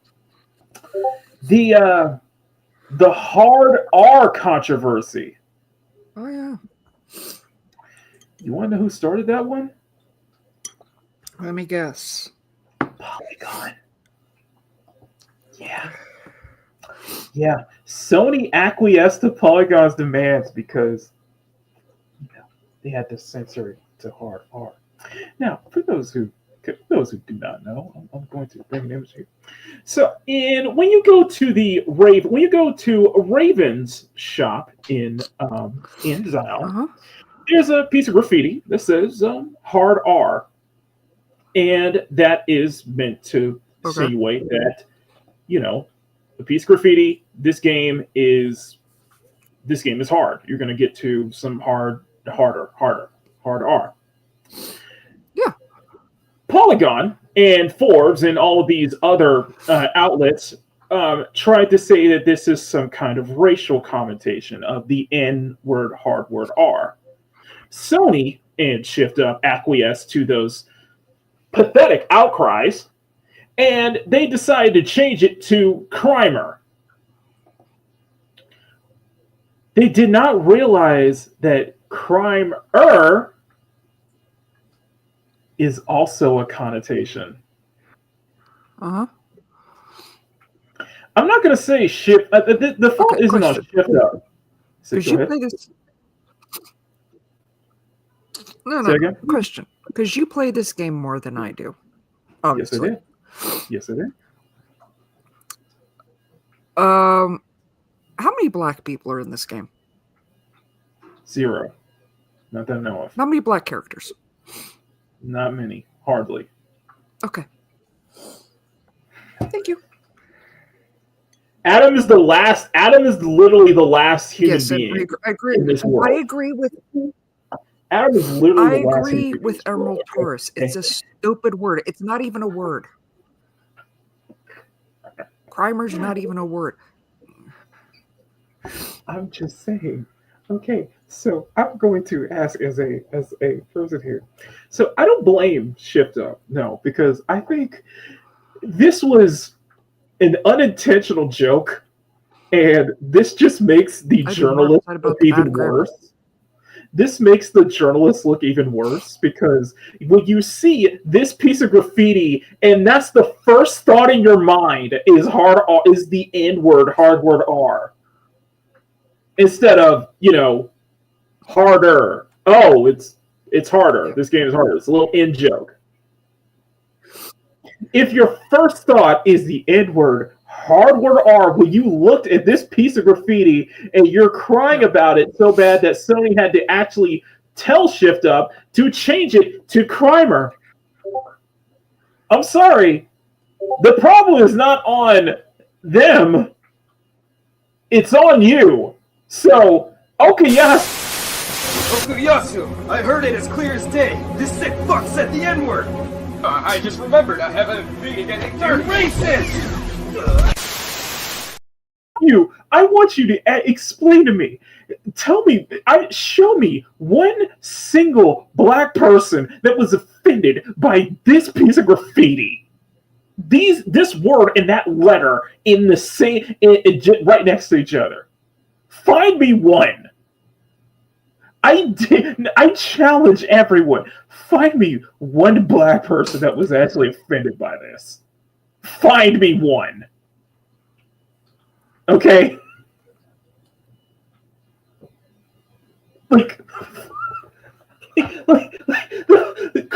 fact that Crimer is actually even much more of a racial guy is even worse. So I like to think that this is a troll. This is a clear of a troll job, okay? I love it. I love it. It was only on this beat, and the best part of this, you know what the best part about this, Mom Bear? See, I'm with Sean. What? You know what the best part of this? This was the only piece of graffiti that was changed in the entire game. What? This was the only piece of graffiti. That was it. So there are other hard graffitis around the world. This was the only one, just because it happened to be put right next to the R Shop logo, and you look at it some kind of racial connotation. But to everyone who were crying about this, who were telling somebody to change this, tell Shift up to change this, fuck you. But the thing is, for me, I'm with. Sorry, Can I make my point? Bloody hell.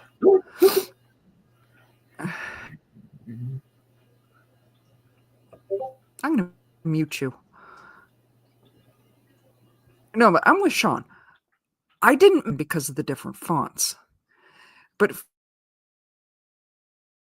I'm just picturing how these people are justifying in between being here on YouTube. I mean, Damaj and I, we know it was one of those.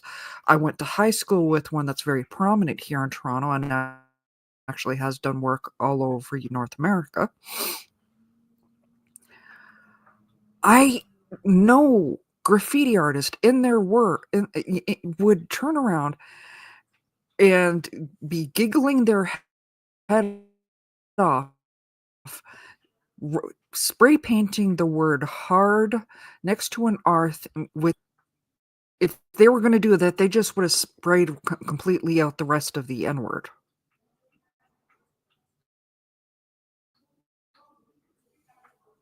Or am I overthinking this? Of course, it was, why does Miley Cyrus look like Dolly Parton? Anyway. Sorry, I was looking at next screen over, okay? Like Dolly Parton. You know what, Sean? I'm talking to myself here. Yeah, Sean, you know what? I apologize. Let me reiterate. Let me correct what I just said here.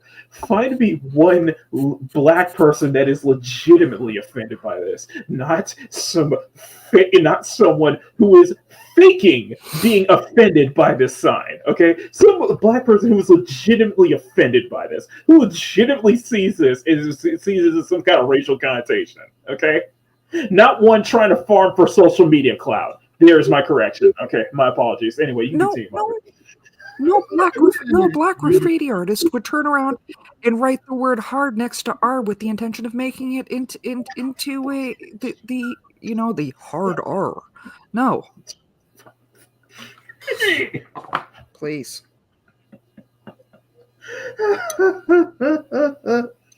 I still precious you that because it feels like you don't realize that Crimer is also racial connotation. So basically they played themselves. The journalists played themselves. Okay, so anyway, let's continue. The reason I want to bring this up is because either way, well.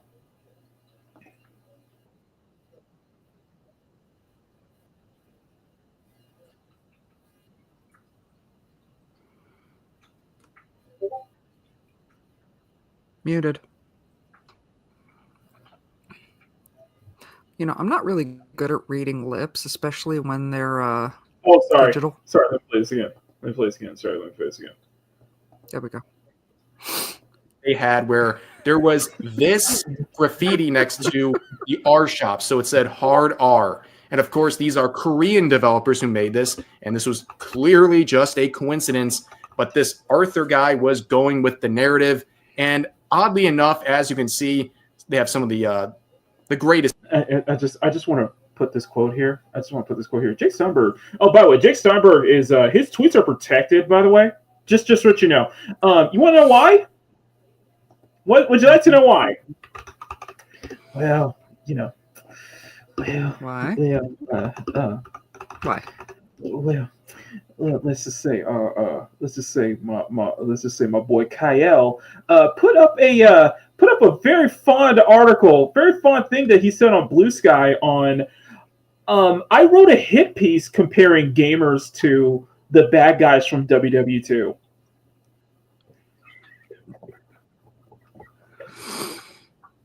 Oh boy. Yeah. Kyle, thank you for that one. Anyway.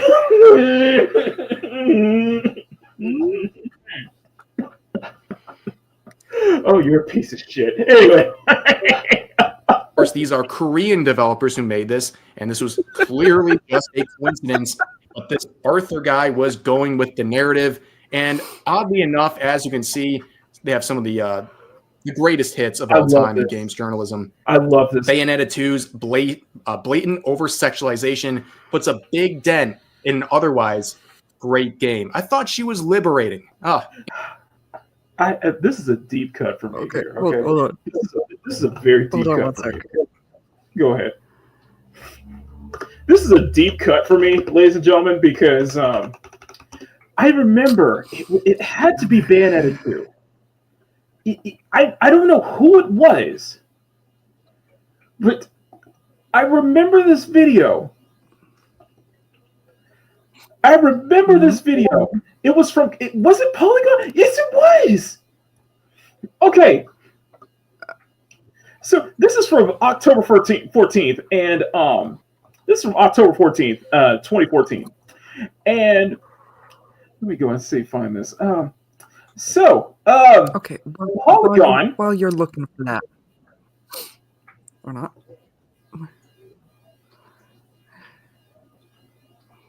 Hello. Yes. I was gonna say while you're looking for that, Sean here says there are black social justice warriors on the internet that are not farming and in fact offended by everything. Trust me, I know some of them in real life. Yeah, and you do a great impression. That's why I had to make that correction. I know some of them. I know That's some of them myself. I know some of them myself. And he, like I have mentioned it a couple times. His social justice boss character, man, that was spot on. And I will keep bringing it up because that was funny as hell. Go ahead. Okay, so let me see if I can find. Let me see if I can. I have the article here, and I'm going to see if I can find the quote here. Let me see here. So, Polygon gave Bayonetta 2 a 7.5 out of 10. Okay. Polygon gave it a Bayonetta 2 with 7.5 out of 10. Do you want to know why Polygon gave Bayonetta 2 a 7.5 out of 10? You know what one of the biggest problems they had with Bayonetta 2? Boobies. Bayonetta 2's blatant over sexualization puts a big dent in an otherwise great game. Did I call it or did I call it? Boobies. We all call it. It always boils down to the Because same thing. Bayonetta 2 is over-sexualized. This is back in 2014, so this was right at the peak of Gamergate. Oops, Brian. Yeah. So, also, I thought, Rev makes a good point. I thought Bayonetta was liberated, though. Who knows? And this was referring to Stellar Blade in a short thought incident, Bayonetta was but this liberated. Arthur guy was going with the narrative. And oddly enough, as you can see, they have some of the greatest hits of all time in games journalism. Bayonetta 2's blatant over-sexualization puts a big dent in an otherwise great game. I thought she was liberating. Interesting how they flip-flop on Bayonetta. Well, here's another one. A male character criticized. I just want to bring this up because I thought Bayonetta was liberated. I thought Bayonetta was, I thought Bayonetta was an LGBTQ icon. That's what I thought. Oh wait, that's right. It wasn't until they dropped the official art here. By the way, Bayonetta's in a married relationship. Yeah, she has a husband and a daughter. The reason I bring this up because the people had a freaking meltdown over this.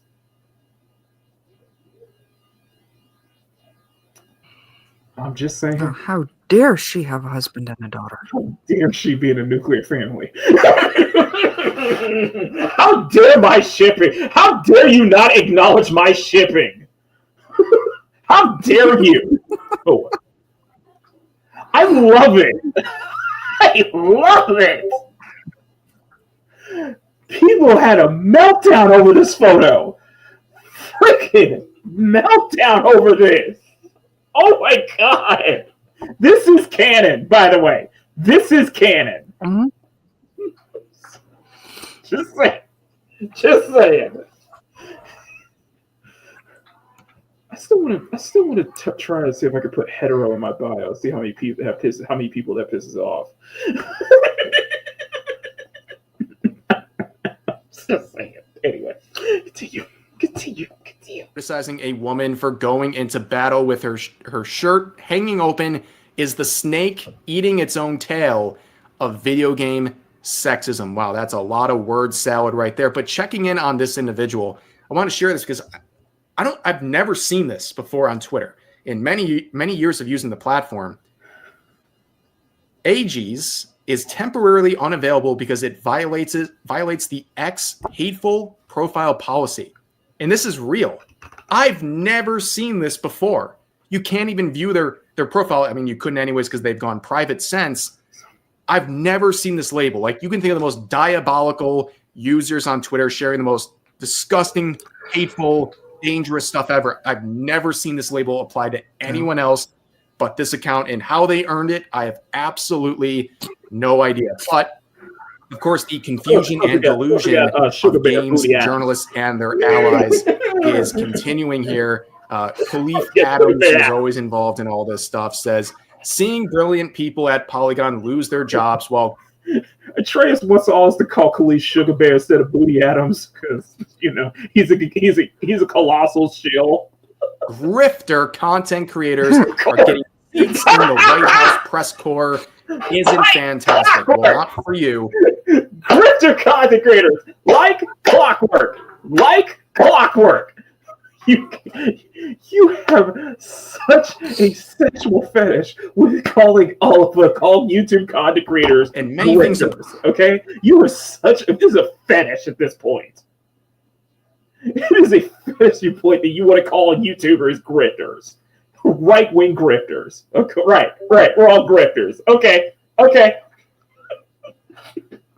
Well, you're one of the biggest shills out here. By the way, he also worked on. He was in the credits for Concord. So, yeah, and he was also caught in 4K shilling, reaching out to BioWare for a review copy of Dragon Age: The Veilguard. Ugh. Again, who's the grifter? I'm just out of curiosity. Who's the real grifter here? Just saying.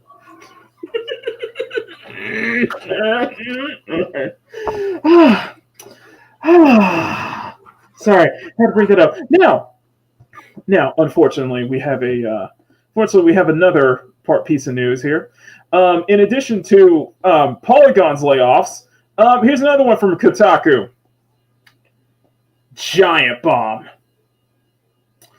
Giant Bomb's future is uncertain following a showdown with parent company Fandom, which owns GameSpot, for editorial interference. Creative director Dan Reichert announced that as long as recent lines leave, that he will no longer be appearing on the Giant Bomb podcast, and co-host Jeff Grubb confirmed on social media that he's no longer with Giant Bomb. So probably both of them, probably Jeff Grubb got laid off. So, by the way, if you guys don't know, and I'll bring this up real quick, Jeff Grubb was caught in 4K stealing. There was a news story on BioWare's layoffs, and Jeff Grubb actually stole the scoop directly from Smash JT and Grums.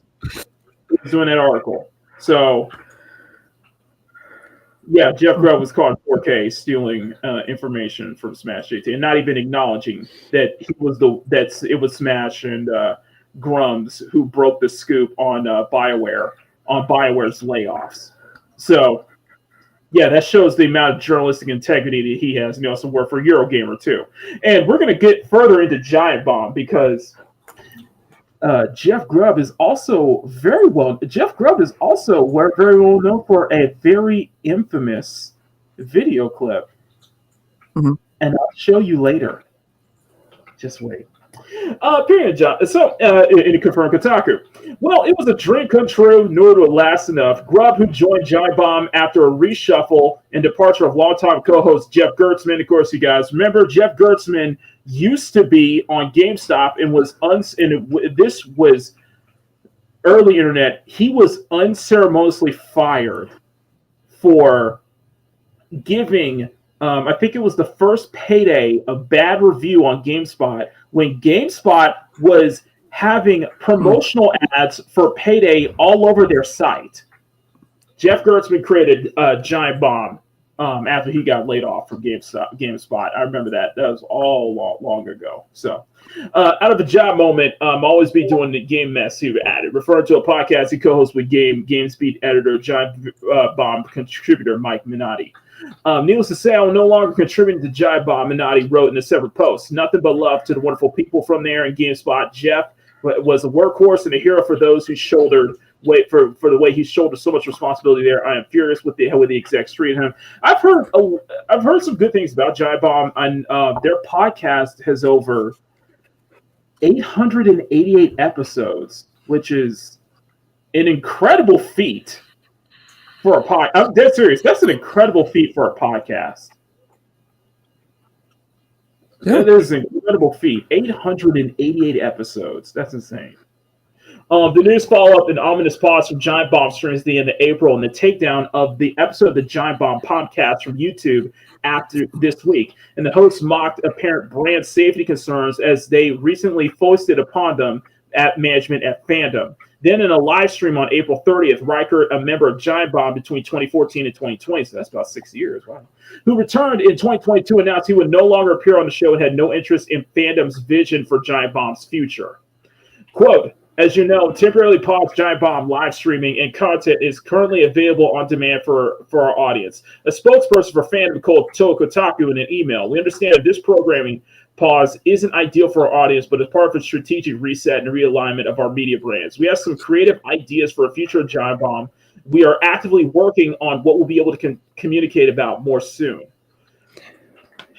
The wiki commentary, whose business model of monetizing free contributor pages with autoplay video ads and intrusive website practices, of course, they're talking about Fandom, which if you guys don't know, Fandom Wika. A lot of the games and shows that you watch has a Fandom like wiki for their page. That's the parent company who do all those wikis. Like, for example, Mama Bear is a huge fan of Supernatural. There's an entire Wikipedia site, Fandom wiki, just for Supernatural. There's ones for practically everything you can think of. So, oh yeah. Wikipedia is another one. Wikipedia, that everything has a fandom like wiki site. Even Animal has their own version. It's Nookopedia, and freaking love that. Mm-hmm.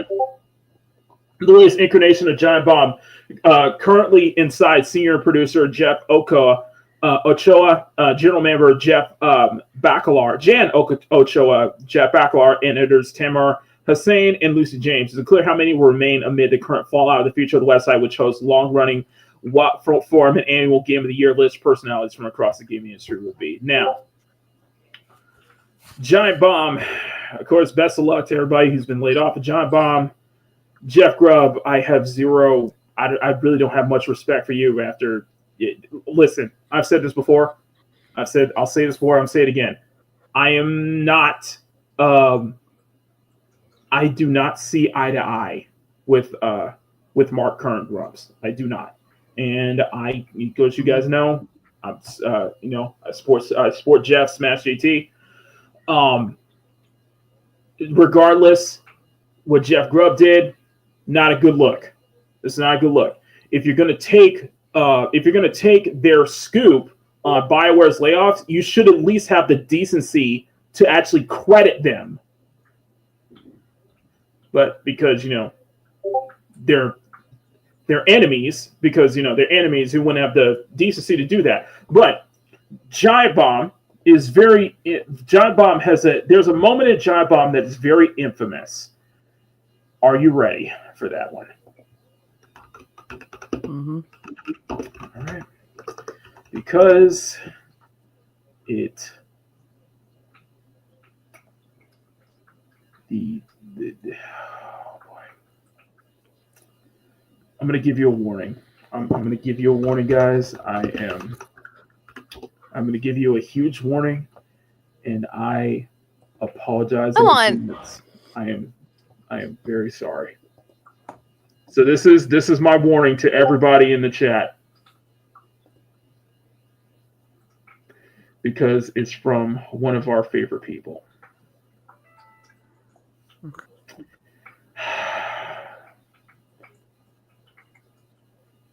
Are you ready? Are you ready? Yeah. Giant Bomb is more recently known for a specific viral clip that surfaced. And it involved one of the industry's favorite people, former sex worker, failed Kotaku senior editor, and now is in a lawsuit with Applebee, a lawsuit at Smash JT, and is currently a waitress at Applebee's. Yeah. We're talking about this one. I want people in the industry to be a little bit louder about people being mean to other people, and maybe say it's not a good thing. Yeah. Maybe say we don't want you around if you're going to be a cunt Yeah. and hateful, and that the games industry is diverse naturally, not because anyone's making them be diverse, because the world is diverse, you stupid motherfucker. And if you have a problem with that, come fight me physically, bitch. Is anyone taking you up on that yet? No, because they're all pussies. Yep. Bitch. I find it Taking you up on that hilarious. yet? I find it hilarious that Does it always come if back I'm correct, a good chunk. If I'm correct, that everybody involved in this was all these people were probably laid off too. If I'm correct, I'm probably going to be wrong in that, but I think a lot of these people were at Giant Bomb. They were laid off. Were the ones who ended up being laid off, including Miss Mercante herself. But she says she left on her own terms. Good. She says she left on her own terms, though. But then, in the same side of her mouth, in the lawsuit, that she was laid off from Kotaku. So, which is it really? By the way, that lovely, fight me physically, bitch. Well, well, of course, you guys know the rest of this. You guys know that when Vera Dark and Mara Jade took her up on that offer, and she turned tail and then ran like a bitch. So, like I said, just you can't escape her. She is that chihuahua. She is that annoying barking chihuahua who thinks she's a real tough pit bull. So desperate to suck off that phallic symbol of attention. So that's all I gotta say. I'll probably be doxxed next. just for saying that. Anyway, probably next in line for a lawsuit, Melissa. So just get them off the screen, because the guy that's sitting next to me is giving guards.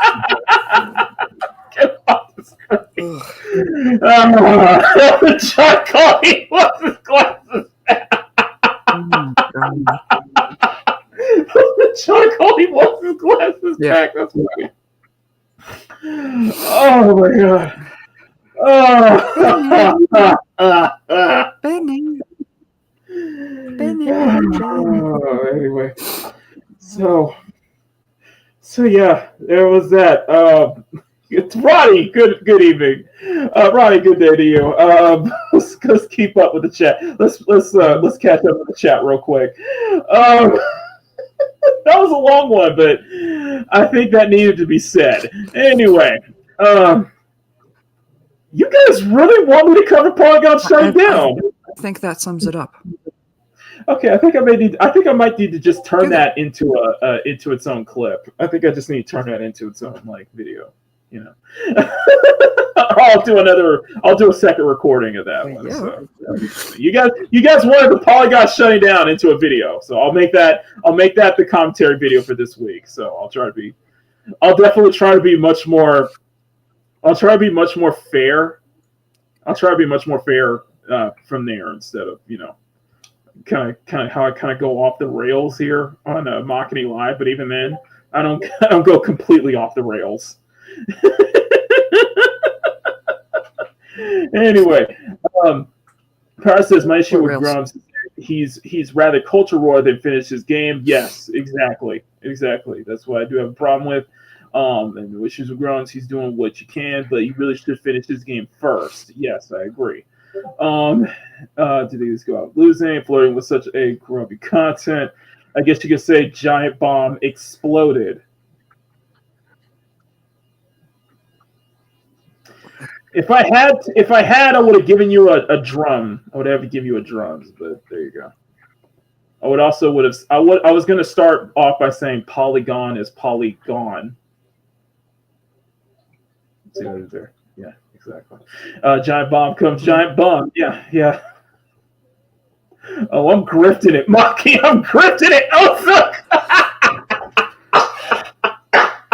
That's funny. I'm grifting it. Those are good, exactly. Oh man. We got plenty to go over. Okay. What was the other topics? Okay. We're gonna turn tails to a very weird article though. We got a very weird one for you. Okay, this is as opposed to what we normally have.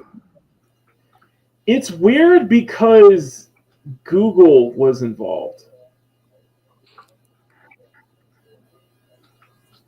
And no, we're not talking about. I've said my. I already said last week. I said my piece last week. Okay. Because really, I already said my piece last week on Daniela Pineda. Okay.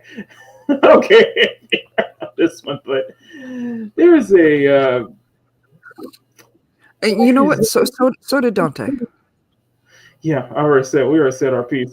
Well, no, let me look for it. Let me see. Where was it? Okay, we'll get to the Xbox one, but I thought this was interesting. Oh, we got to get to this one. Okay, so let me see if I can find it.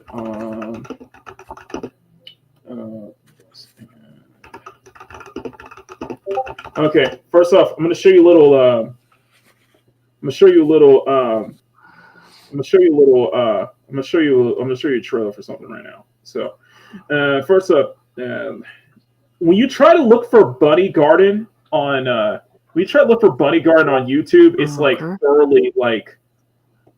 thoroughly shown. It's thoroughly down in the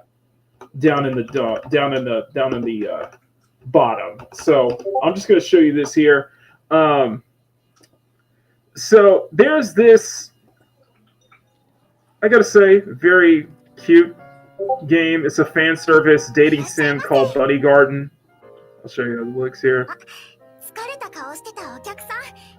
The reason I'm bringing this up is because they got into some trouble, or the website Automaton West got into some trouble with Google, of all places. Why are you sending me? Punk? Why did you send me a sleeping emoji? Am I boring you that much? Punk? No, hold on. I'm gonna stop what I'm doing. Sorry. I'm sorry. What's the fall asleep? What is the fall asleep there? Super sticker. Here, Punk. Am I boring you? Am I boring you that much? Am I that boring, guys? Am I that boring? If you were bored, you wouldn't send me a super sticker and telling me you're bored, you're falling asleep.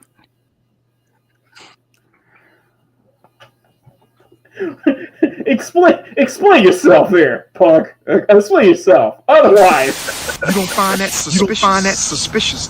You don't find that suspicious.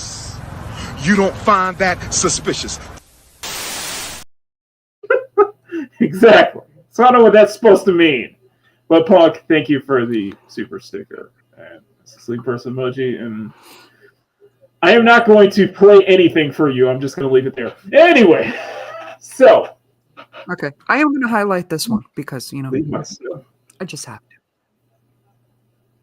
Emerald. How you doing? Now, Emerald. Yes. Now, Emerald. I love you, man. I mean that. I love you, but you should know better. You should know better, sir. And it pains me. It pains me. It hurts my soul having to give this to you.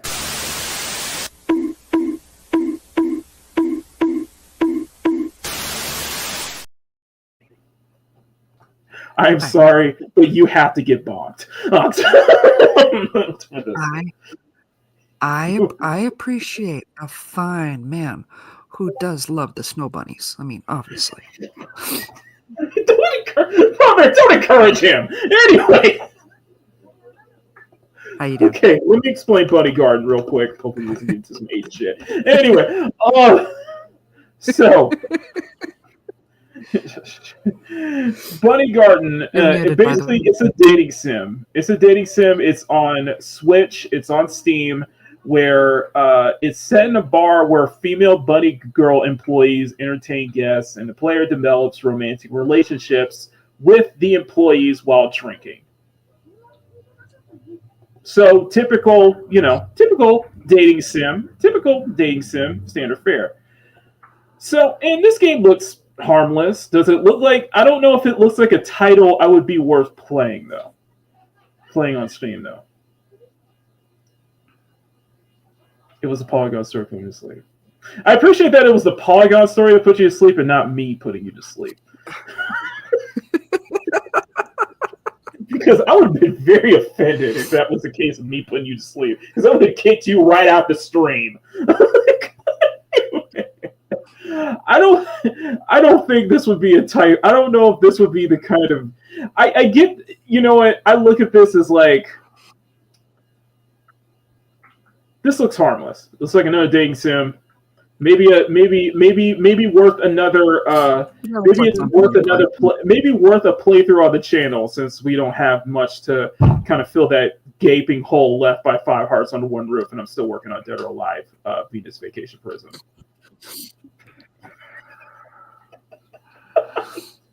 So why am I showing this game? I would double check to make sure that this is like a PG-13 type thing before we. Yeah, I would double check. I'm just saying. This is not. I would double check this. Yeah, this ain't an AO title. I would probably double check if this is an AO title because. Yeah, with dating sims, they get right into the. Yeah, of course they do. Anyway, you know what?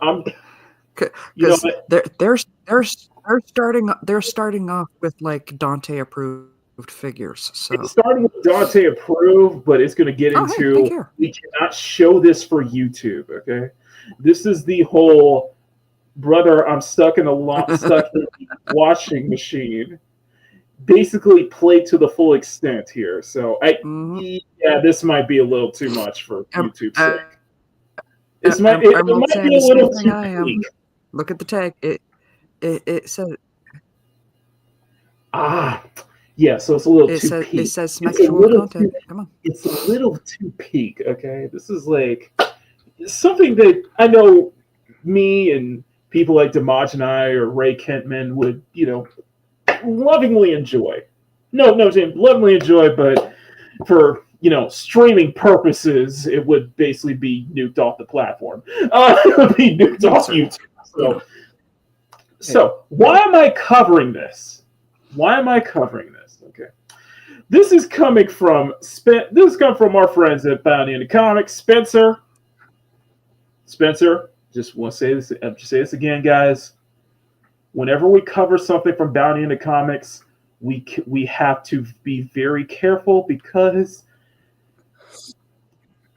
they're not really good. They have a tendency to pick up like misspells and like spell to tell them to spell check their articles, proper punctuations here. I don't like to be the grammar police. I'm not a fanatic when it comes to proper punctuation. I'm not a fanatic when it comes to proper punctuation, but if I'm picking up the typos, it's bad. We will pick up the typos, okay? We will pick up those typos. Normally, I can mentally autocorrect it, but if I'm picking them up, yeah, there's a thing called autocorrect, guys.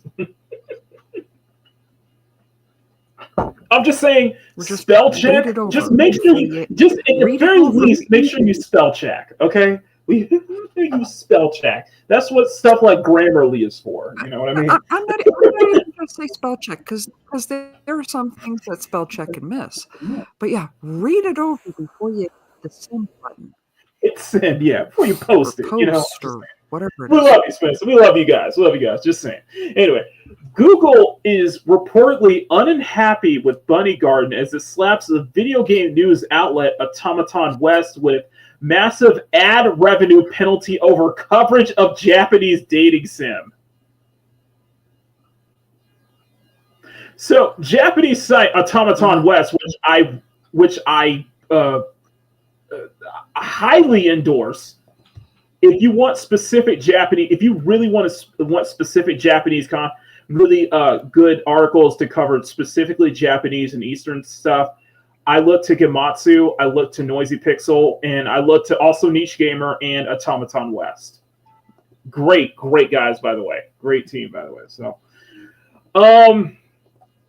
So, in yet another reminder of the Western tech sector massive bias against Japanese media, video game news outlet Automaton Media has been reportedly taken a brutal blow to their ad revenue due to Google's own personal distaste for the developer curates risque Bunny Garden series.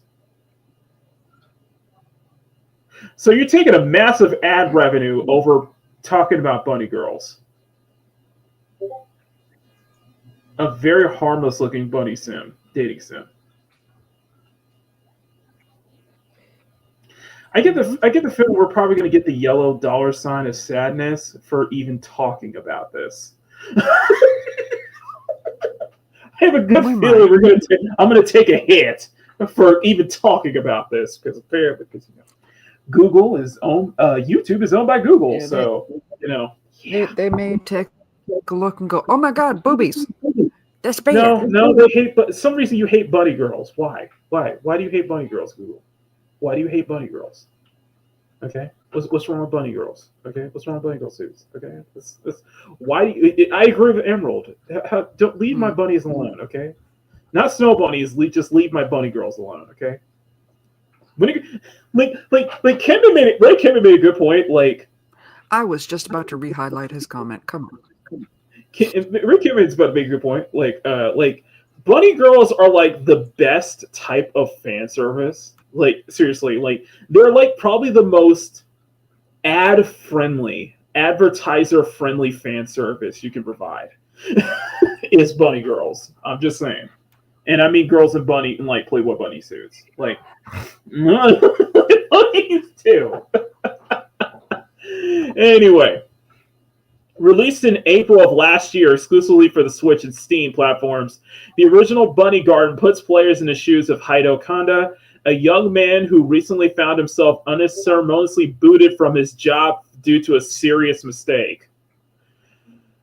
One night, attempting to drown his sorrows in alcohol, sounds like a lot of us, Haido is approached by a beautiful woman who invites him to join her for drinks at a different venue. But much to his surprise, rather than a regular bar, the woman instead drags him to the titular Bunny Garden, a host club whose staff is known for wearing bunny outfits as their work uniforms. Why can't we have something like this in the West? We did. Oh, that's right.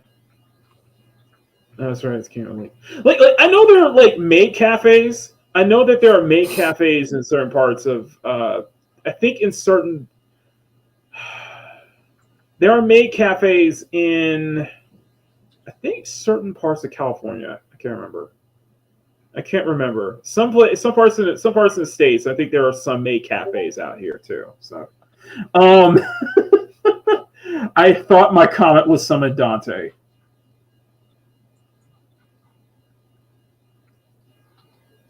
A girl could hope. If you want to. I mean, if you're listening, you're more than welcome to. Mom Bear's working in the background trying to right now. Like if you look in the mirror and say "Snow Bunnies" 5 times, Dante appears. You're doing that right now, aren't you? I don't mess with mirror magic.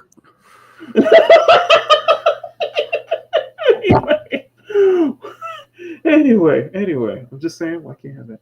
Anyway, upon arriving, Haido makes an acquaintance with hostess Kana, Rin, and Micah, one of the, all three of whom are taking a liking to the newly unemployed man. From there, the player will spend the game drinking with, charming, and romancing their preferred hostess of choice, in all hopes of making a personal connection with the man, then consume and serve. Enjoying a significant amount of success upon release, in particular thanks to its popularity among VTubers, Bunny Sim was recently confirmed to be receiving 2 new significant successes. Particularly thanks to upcoming popularity with the among VTubers, Bunny Garden was recently confirmed to be getting the franchise treatment with Hebereke Bunny Garden, a staggering action game. So we're getting a Bunny Garden action title. Okay, in which players must control a drunk Kana as she attempts to walk various locations. Set release this year with a proper sequel coming at a disclosed date. So we're getting a Bunny Garden action title, just kind of, which I gotta admit, that's kind of cool. We're getting a sports title, which looks to be interesting. So they're franchising this shit. So they are franchising this. So that's very interesting though. But I know that this is oh, I'm getting in trouble for this. Okay, anyway. Please. That was like, come be interested. I think half the chat is like, come be interested. Notably, Bunny Garden plays up to its fan service in full extent of the original game, not only left untouched, but also deemed worthy of just a teen. This is pure fan service, and it gets a teen rating.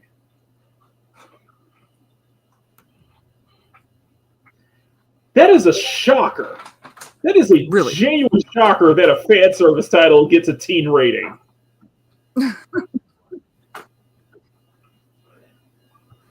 I think that's based. It's kind of based there. Anyway, unfortunately for Automaton Media, it seems that Google sadly has much more restrictive standards than anyone else. The tech giant was reportedly unhappy with their use of official Hebereke Bunny Garden screenshots taken from its teaser in their coverage of its announcement.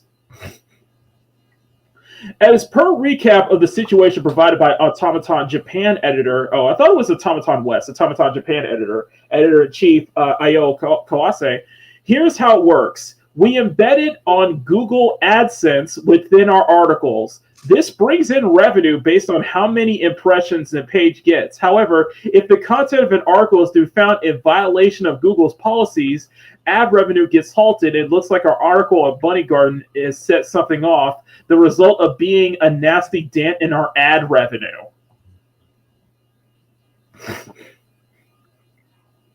Hey man, that fan service ain't really advertiser friendly. This article in question, as you can see, yes, the screenshots are a little risque, but a far cry. Yeah, this is tame.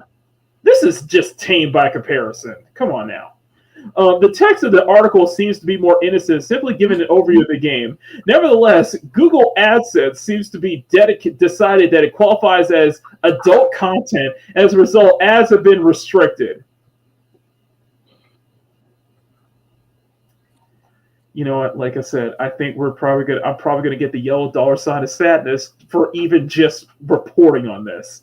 Unfortunately, far from a one-off incident, Kawase speculates. How did Bodyguard article set a barrage of Google policy violations? It's likely that Google has queried titles flagged in advance. Maybe it's a result of accumulated AI-based judgments, but it seems that Google is out to get any coverage of curate games. But even if there's nothing explicit about it. Moreover, our article on Bodyguard blew up pretty nicely with over 10K posts on X, big spikes in impressions and all. I think Google's system saw all that traffic and panicked, handing the violations out left and right. To be clear, none of this is Curate's fault, he concluded. The responsibility lies with us, the publication. It's proof that Google does actually check out content pretty closely before running ads, so this kind of thing is bound to happen now and then. Still, as a publication, we cannot help but feel a bit wronged. And since the incident has impacted our revenue, we've chosen to cope in the only way we know, by turning it into more content. You know what, sir? That's how you do it. That is a Don DeMarco right there. Don DeMarco. Sir, that's a Don DeMarco. We're just going to cope by turning it into more content. All in all, while the given internet media outlet for taking a non-deliberate, debilitating hit to revenue is not normally a newsworthy event, what makes Bodyguard and Automaton speculation noteworthy is that it's a reminder to creators of all stripes that Japanese media, perhaps more than any other, is subject to near-jerk reactionary whims of Western censors. And Spencer's right. Spencer's 100% right, because it's Japanese media. Japanese media always gets blasted by Westerners, by Western stuff all the time. Like it's a long history. It's a long way to history. If it's from Japan or even it's from any other Eastern country, and it has a little too risque, which is pretty tame here. This is actually very tame. It's under a bigger microscope than anything else. Like when it just on Japanese media in general is always under the bigger microscope and always have a different set of expectations compared to, other forms of media, to be honest. Like what we kind of covered with Polygon. You have a problem. Like you guys were having a problem with boy characters in the butts and boy characters in Genshin Impact being censored, but you take a Japanese game like Bayonetta 2 and dock it negative points because it was too over sexualized. It's weird scrutiny. It's double standard. It's standard fare for Google. So anyway, so there goes my ad revenue for this stream. Probably. I don't really monetize these shows anyway. So I don't really monetize these shows anyway, Bobbear. So there goes my ad revenue. Now, let's go for the big one. And for all intents and purposes, what I'm going to do is I'm just going to play the trailer for GTA 6 in the background while we go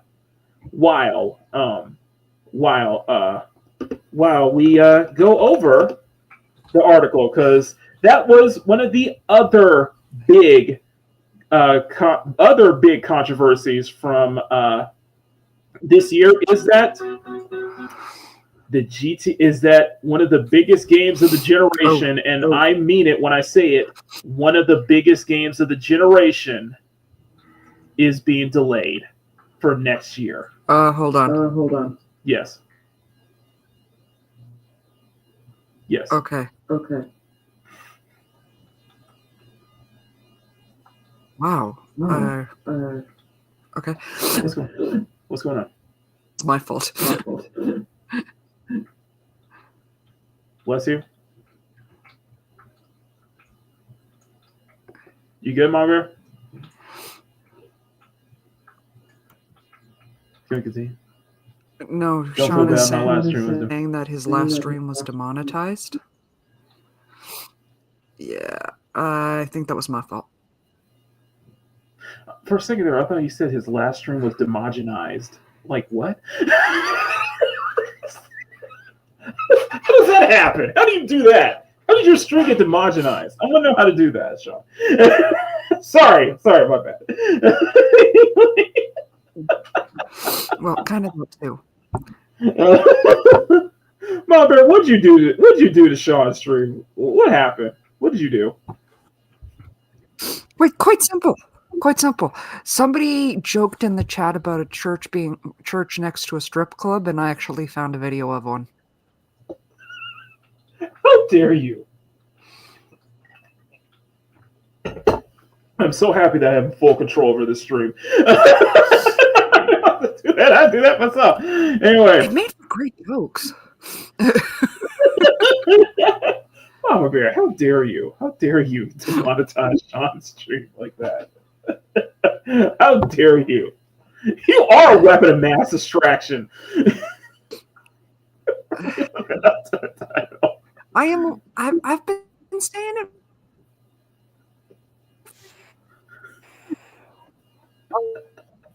No, it was a section of video on Mike Todd because he played music. Okay. All right, are we ready? Okay. This is coming from down in the comics, Ron Pearson. Rockstar officially delays Grand Theft Auto 6 for May 2026.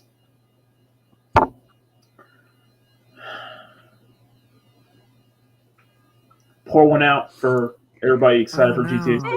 My leg! Sorry. I know some of y'all would just Damn!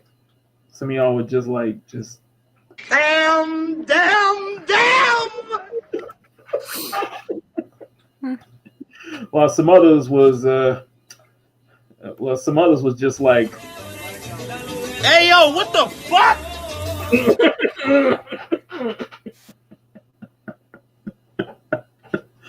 Well, I think some developers may see this. I think some publishers may see this as a sigh of relief, though, and we'll get to it later.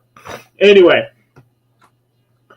in rendering all of gaming industry's frenetic attempts to reschedule their releases around this eventual deadbolt null and void, Rockstar Games has announced GTA 6 will no longer be releasing in 2025, but will hit shelves early next year. You know what? I gotta give a shout out to Ryan just for that opening title. That opening title was brilliant, sir. I'm gonna give you a Don DeMarco just for that one. Don DeMarco. That was brilliant. That was a smash JT kind of art writing right there. Well done, sir. Anyway, announced on Twitter May 2nd, so 2 days ago, announced on Friday, the developer declared, quote, "Hi, everyone. GTA 6 is now set to release on May 26, 2026. 26. Might be lucky for you. We are very sorry that this is later than you expected. The interest and excitement surrounding new GTA has been truly humbling for our entire team. We'd like to thank you for your support and patience as we work to finish the game. With every game release, our goal has always been to try exceeding expectations. GTA 6 is no exception." Added. "We hope that you understand that we need this extra time to deliver the level of quality you expect and deserve. We look forward to sharing more information with you very soon. GTA 6 is now coming in 2026. I know for a lot of y'all, you're just like, I'm sorry. I'm sorry to all of you. I'm terrified of it. Just unfortunately. Well, okay. I have one question. One What's that? question.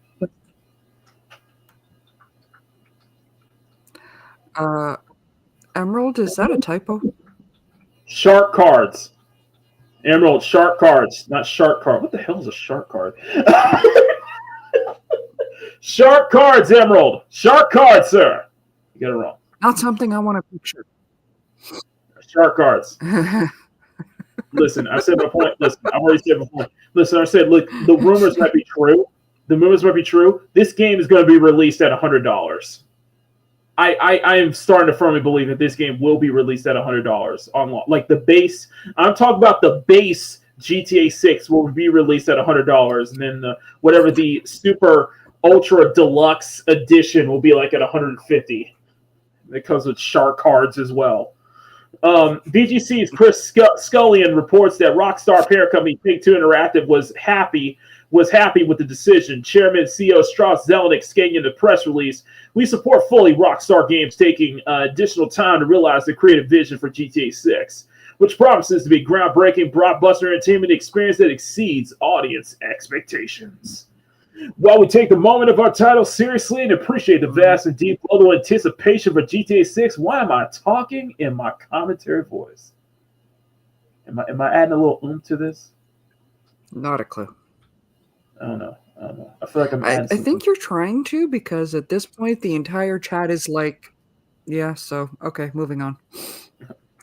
Yeah, it's they just have all the energy of let's be honest. Well, anyway, let's be honest here. Let's be honest here. This is safe. Okay, this is going to be safe because there was all rows. Oh, they're gonna get rid of they're gonna take that extra time to eliminate the whatever the identity politics stuff that might be in this game.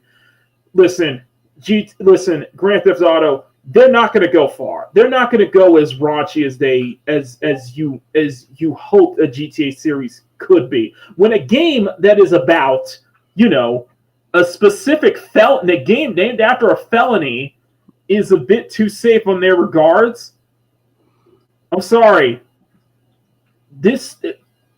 I'm sorry. I don't think that GTA will play. They're not going to go as raunchy as previous games used to. They're just simply not. Okay, let's not beat around the bush. People love GTA for being unapologetically raunchy. People love GTA. You look to GTA the same way you look at South Park. They take shots at everyone. Okay? Nobody, not one side is safe. It's always spoofing everyone. But when you get to the point where certain subsects of groups are not allowed to be joked on,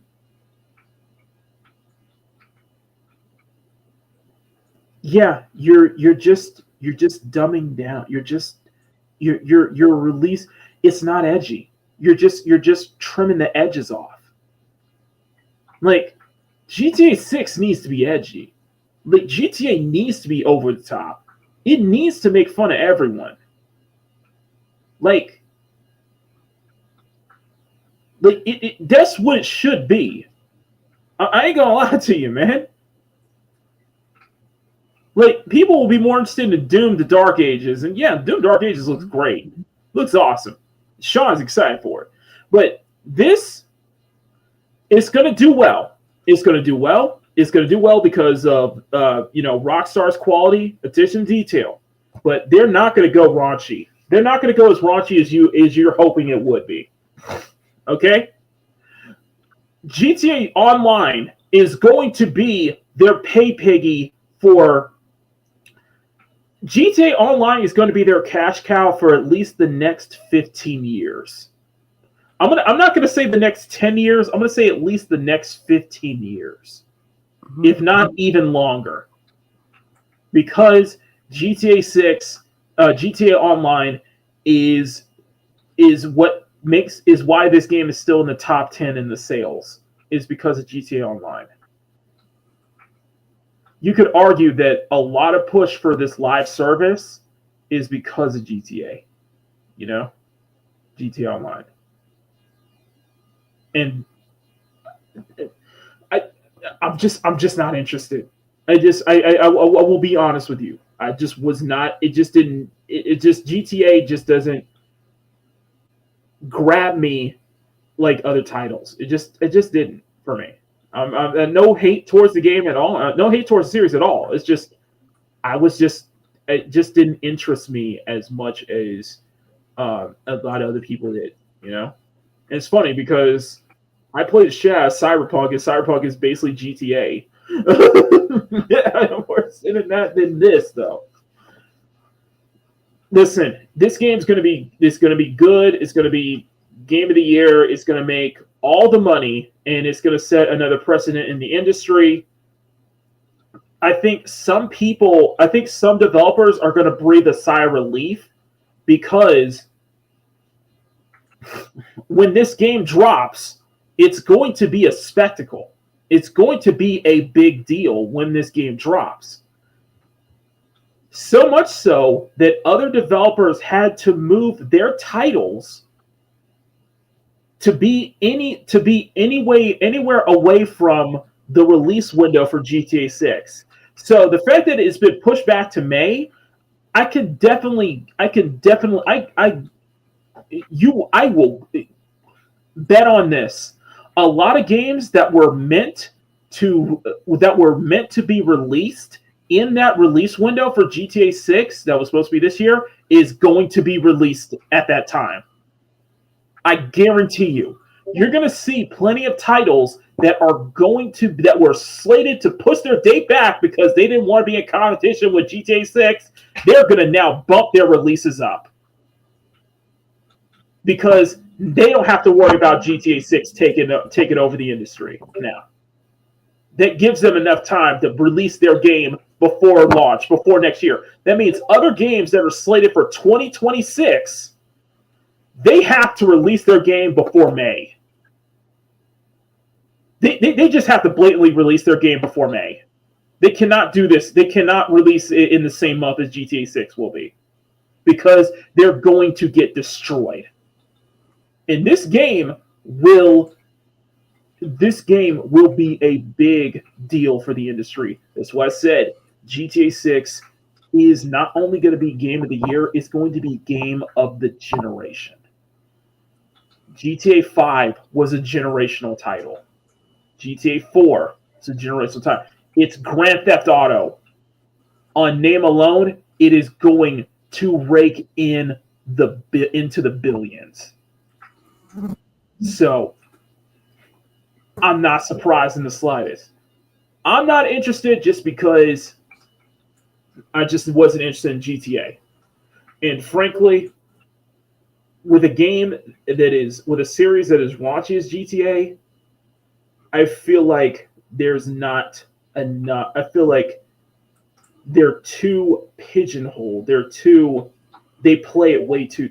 This is not like 3 or 4 San Andreas.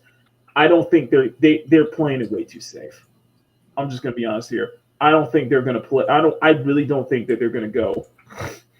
They're not gonna go as raunchy or as offensive as a series like this should be. I'm gonna be honest with you. So that's why I agree with Sean. I agree with Emerald. Yeah, this is just you're just gonna water the edges down. It's just gonna be. You're just gonna trim the edges, man. When this game deserves to be edgy. So that's just my bad thoughts. Everybody said that. Now, speaking of price hikes,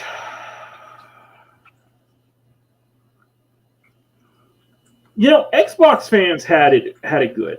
I'm gonna be honest with you. Xbox, let's get to the chat. Let's get to the chat real quick. Before we move on to the Xbox, let's go say hi. Let's go say what everybody's thinking in the chat, okay? Nobody's interested. Nobody cares. It's gonna be expensive. Yeah. This shit's gonna be expensive. Sensitive Theft Auto shit. Stop Asian hate, but they're sort of crap. I agree. Damn console. But they wouldn't be as good as far as the Japanese ones. Like there's only one one Grand Theft Auto that I'm actually interested in. And you know what that is? It's a knockoff. And I think this game is going to do well. Grand Theft Candyland? No. What's that? Ananta. Okay. Ananta is basically Genshin meets Grand Theft Auto. And I find this much more interesting than GTA 6.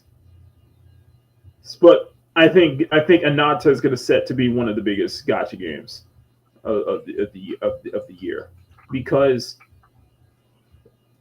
you're basically doing Genshin Impact meets Grand Theft Auto. You're basically doing with Spider-Man included on top of that. I think this game. I'm actually more interested in this than I am in GTA 6. Actually, I'm just going to be honest with you. But it all comes down to how are they going to how is it going to be handled? How is it going to turn out? Because this is a big deal. It's a big game. Like, I'm getting Zenless vibes. I'm getting Genshin vibes, but the fact that it's a GTA game too. The fact that it's basically a GTA game. What this and Neverness to Everness as well. It just holds my interest more, I guess you could say. You got the freaking Spider-Man freaking web swinging too, which is crazy. So I will say that I think this game will be much more. I think Ananta has a lot more on the ambitious side than I see in GTA 6. Honestly, that's just me. I will try Ananta. No, it's because of section of the video game on Mike Todd. Play easy. Okay, let's go back there. This isn't anything new. They did this with GTA 5 and Red Dead Redemption 2, yet they're like 5 years overdue. Shark cards, GTA is the problem. Delayed until 2021 when jokes are legal again. I agree. Expect it to be. That's what the word is. It's. I feel GTA 6 is going to be too sanitized for me. And I'm like, nah, you got to go further than that. Monkey, we're not excited about this game. Yeah, a lot of people are not excited about this one. Ananta, like I said, I think some people are probably more interested in Ananta than GTA 6. Get rid of edgy jokes. Most MVPs are gone. Laszlo Jones, Dan Hauser, Leslie Benzies. Yeah, the original team of Rockstar founders is there too. As much as I want it to be true, I doubt it's made in China, and they have their laws allowing people to run people over so it can scratch that open world game itch. Yeah, I agree. Yeah, that's true. That ain't gonna happen. I still need to finish Doom 2016, which people are excited for Doom: The Dark Ages, and it is in about a week's time, if I'm correct. So the game declined after San Andreas. No one's buying our pointless console, so let's raise the price on it. And also, let me look at this with GTA 6. Okay, this is what's going to happen. This is what I think is going to happen with GTA 6. This game's going to be launched, and you can tell that Rockstar and Take-Two are going to go even harder on modders. Just like what you saw, just like what happened with 5M. Just like what happened with 5M, they're going to go even harder on modders. So even if for as much as I would be interested in getting GTA 6 on PC, I know that the modding community is going to be pigeonholed. The modding scene is going to be pigeonholed by Rockstar and Take-Two because they're going to be throwing lawsuits left and right, man. I think we do need. I think if this was the perfect time that we needed a Saints Row, like a really good competitor to GTA 6, I think it now would have been the time. And they fucked it up with Saints Row. The studio Volition isn't even there anymore, and that's on them. So anyway, what else is on them? What else is on? It equates to. Listen. Xbox, you guys had a good week last week, okay? Oblivion Remastered did incredibly well, and Claire Obscure Expedition 33 is basically a darling at this point. Speaking of which, I'm basically doing 2 Makini lives this week with today and the Wednesday birthday stream. There will not be a Makini live next Sunday. Okay? So there will not be a Makini live next Sunday. In fact, Mama Bear will be interested. We're going to do a peak gaming next Sunday. And we're going to play Claire Obscure Expedition 33. We're going to play it next Sunday. The reason I asked Mama Bear because I know that was one game she is looking forward to, and I figured if we were going to play this live, I would at least want to have Mama Bear here doing side commentary because she would be very, very invested in this. So next weekend, next Sunday, no Makini Live. It will be peak gaming, and we'll be playing Claire Obscure Expedition 33. So well, there we go. Anyway, so Xbox has taken a W. They've taken a W only to give themselves another L. Because not wanting to be outdone by Nintendo with their price hikes on the Switch 2 and, Switch 2 and, their titles going up to $80 to $90, and Sony raising the prices on the PS5 Pro in certain countries, in certain regions, Xbox said, hold my beer. We are going to raise the price of our consoles worldwide. Their digital first-party games raised to $80.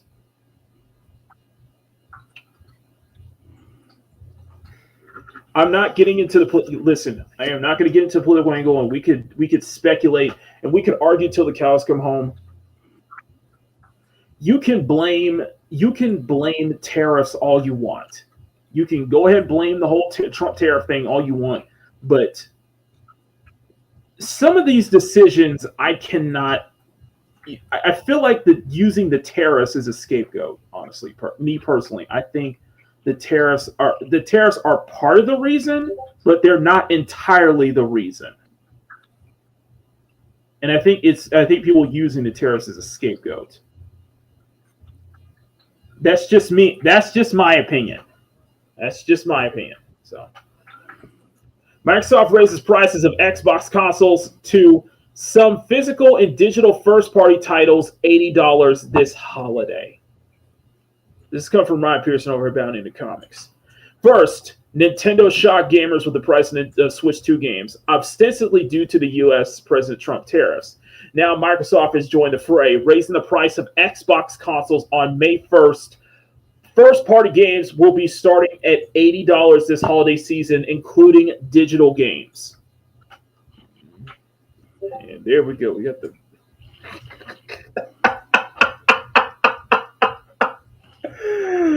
Oh, that Fable. Oh, that face.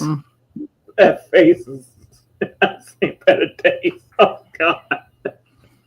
Here's the funny part. So we did the X. We're going to cover the Xbox game showcase. We're going to do that again this year. So we're going to cover all the showcases this year. Okay. So we did the Xbox game showcase last year, and they showed the trailer for another trailer for Fable with the same girl, and me and Mama Bear went back and forth on our bingo cards on, yes, this face is an improvement. However, for Mama Bear, that face was not much. It wasn't enough, so she still put deliberately ugly female protagonists on her bingo card. I'm like, it's an improvement, but it's not much of an improvement. I'm just saying, I'm going to keep a close eye on Fable here. God, that's a face right there. While seemingly not promoted on its social media accounts, Microsoft announced the news via its Xbox support website. As of May 1st, we have adjusted recommended retailing pricing for our consoles and controllers worldwide. We also expect to adjust the pricing of some of our new first-party games starting this holiday season to $80.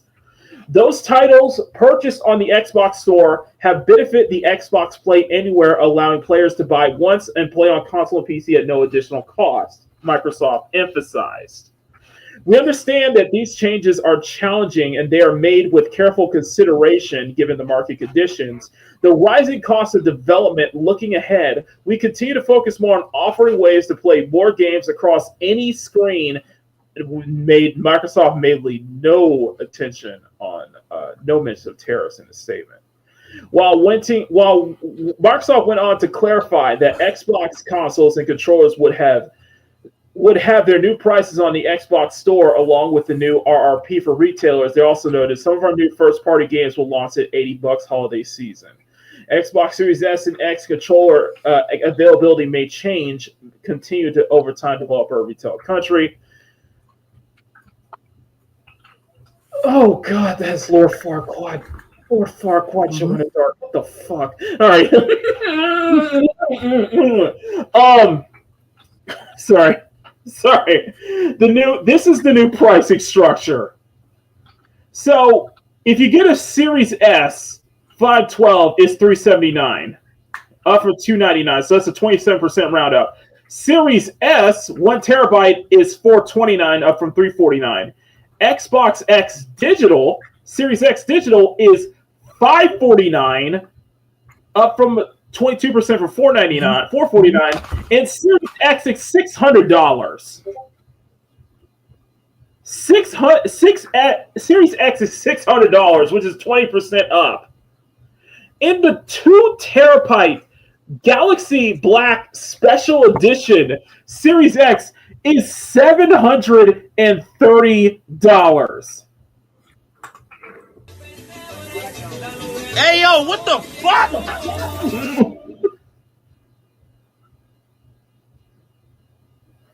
What? It gets better. Wireless controllers haven't seen a price up, but special edition controllers up 14%, limited edition controllers up 13%, elite controllers up 7%, 11%. Stereo headset, no price changes, but wireless headset is up 9%. And by the way, prices of headsets only changing in US and Canada. So now Marbury has stated many times how this is a big problem for her. Because whatever's priced here, like say the Switch 2, because they were interested because Marbury was interested in getting the Switch 2 and stuff like that. Whatever was priced here is always up like what, 10, 15% in Canada? Roughly like 10, 15%. Mind you, I really don't know how this will affect. Mm-hmm. Bless you. Get PC at this point. But you can find the new European prices here and Australia. Yeah. So there's always a thing that in UK and Australia, I know it's more priced. I know a lot of stuff is much more priced in UK and Australia too. Especially in Australia, the prices are much higher as well.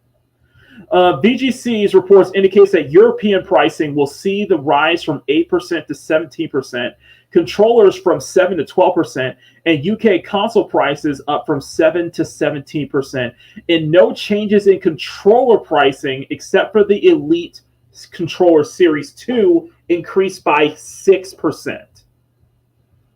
Other regions will also receive updated recommended retailer pricing, and local pricing may differ from country to country. Expect exchange rates and market conditions. Microsoft recommended changing its where to buy page in your region.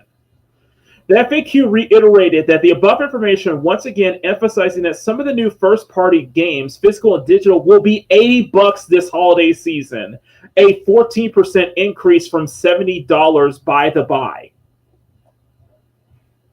Per IGN, potentially affected titles include the next Call of Duty, Fable, Perfect Dark, Clockwork. Honestly, would you pay $80 for this? Would you pay $80 for this? Would you pay $80 for this? Ask yourself this last question: is this worth $80?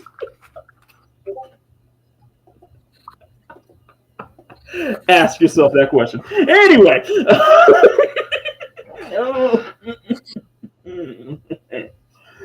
So, Call of Duty, Fable, Perfect Dark, Clockwork Revolution, Everwild, Gears of War E-Day, Hideo Kojima's OD, State of Decay 3, Double Fine's next game. There's also a direct for Outer Wilds 2 in June, along with the Xbox Game Showcase in 2025, leaving slim hope that some titles may launch before this holiday season.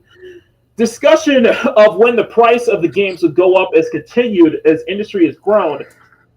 Back in 2020, when games rose from $60 to $70, Olga Karif and Takashi Mochizuki of Bloomberg reported as an industry-wide effort to do so for years, sources claim. They know the move would be unpopular despite inflation and the rising cost of AAA development. At the start of this year, rumors persisted that GTA 6 would cost up to $100, shattering the limit of biggest titles. The announcement of Nintendo Switch 2 and its games were blamed on Trump's tariffs until interview dates exposed that the prices were decided before the tariffs were even announced. In either case, Nintendo has seemingly broken the floodgates for Xbox and likely PlayStation. That's something I also brought up. Sony has increased the pricing of their PS5 Pro in certain regions, not here in the States though, which is very weird. Which we know we have a lot of, considering the international viewers that we probably have here, that's going to be a freaking nightmare. A lot of these pricing structures, now a lot of people were excited for a Switch 2. It's still going to sell, just on the name alone, just on the Nintendo name alone. Switch 2 is going to sell, but a lot of the increased pricing structure is going to be a deal breaker for some. And Xbox is already on the back foot, so this price increase is not helping them either.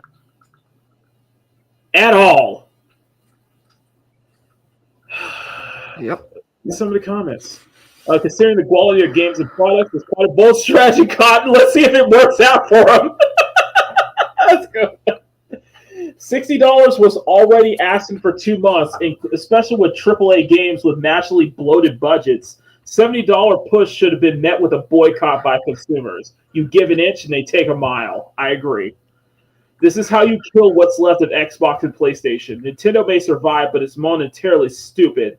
If this stance will shrink the gaming console market. PC will see a big bump, but this will destroy Xbox. It's not 90%. It's not 90s people's money worth less. Many have far less disposable income. This will backfire, but not at first as time goes on. But it will be a death sentence. I think this will be a long term. Yeah, this will. I think this will be short term.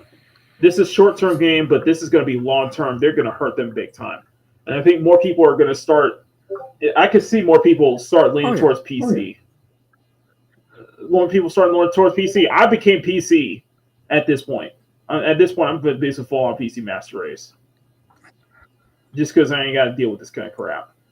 So this video game industry crash ends by consequently raising their prices on games that nobody wants to play. Yeah, it's the death of gaming. I would say this is more the death of mainstream console gaming, the death of AAA. This would definitely be the death of AAA gaming in a way, especially if GTA 6 is going to be priced at $100 on launch. So, Microsoft, you in trouble. You're in trouble, and you got a lot of goodwill you got to make up for, and I doubt that you're going to make up any of that goodwill come Xbox Game Showcase in June, which we will be covering. We will be covering the Game Showcase. We'll be doing the bingo card once again. Maybe I can ask for maybe I'll ask for time off to cover Summer Games Fest on Makini Live. If you guys want to see me cover Summer Games Fest, let me know in the comments. I would love to do just a live viewing of that one too. I'm willing to take a Wednesday off just for that. But Xbox Game Showcase in June. Actually, this is let me go. June. Let me check this out. What's going on? Okay, so Xbox Game Showcase will be June 8th. When is summer? Will Sony do a state of play in June? Will Sony do a state of play, or when the next state of play will be? It'll be April. They just did one for Borderlands. Not impressed. When is summer? When is Summer Games Fest? What is Summer Games Fest? That's June 6th. That is. Oh, we might be able to. We might be able to.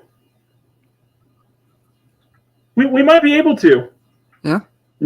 I think I could take a Friday off.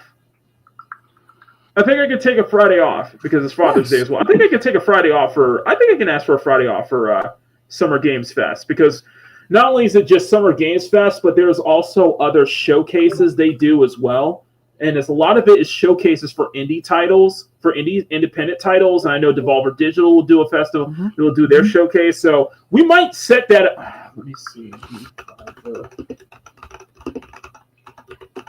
Will Devolver Digital do another showcase this year? I think they are. Yeah, I think we can do that. We'll do since Xbox Game Showcase is on June 8th, and Summer Games Fest is on June 6th. So I can take a Friday off. I'll see if I can take a Friday off just for that showcase. I think that'll be a lot of fun. We can do a live. We could do a whole weekend of live streams just covering the different showcases. So let's go for that. Yeah, let's do for that. But anyway, good luck, Xbox, and good luck to the freaking industry. And you know what? We're gonna cap it right under 3 hours. So, Mom Bear, thanks for hanging out with me. Thank you guys so much. What you got going on for the rest of the chat? What you got going on for the chat? What you want to?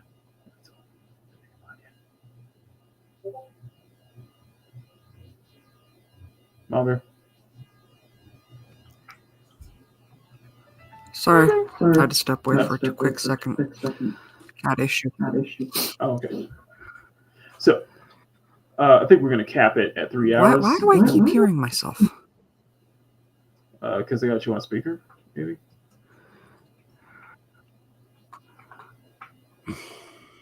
Okay. You want to tell them where they can find you and all that good stuff. Yeah. Mondays, you can usually find me with the Kingdom of Nerds. Tuesdays, Mondays, that's Monday Madness, Kingdom of Nerds. Tuesdays, we have New to Who on Sticks Boys channel.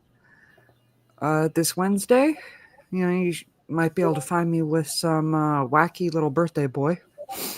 Hey! I think I know him. And anywhere else? You love me. Anywhere else that I'm gonna be, I always wind up dropping it in my community tab. So if you are not following me, you will not find me. All right. Thank you so much, Mom Bear. Thank you guys so much. Coming out for this episode of Makini Live, Sexy Sunday Afternoon Show on YouTube. You guys have been freaking amazing. As you guys heard, Mom Bear. So we will have Makini in the morning on Monday and Friday at a regular time, 6 a.m. PST. Wednesday night at 7 p.m. PST is the Makini Birthday Bash. Is the official Makini Birthday Bash, okay? So I hope to see you guys there on Wednesday night. There will not be a Makini Live the following Sunday. That will be reserved for Peak Gaming, as we will be playing Clair Obscure Expedition 33.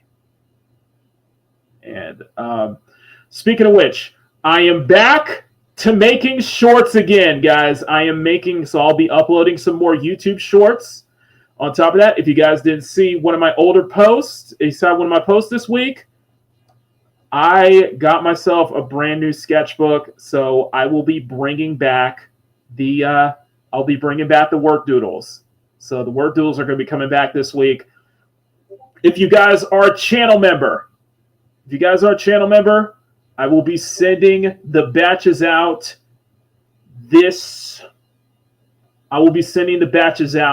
starting Wednesday. Starting on Wednesday. On my birthday, I will start sending the batches out to everyone. So I have a lot of work to do after the show is over. But just to give you a brief glimpse into what is in this week's, what is in the term 2 art batches. And let me go ahead and bring up my old, I'm going to bring up a post file and find it.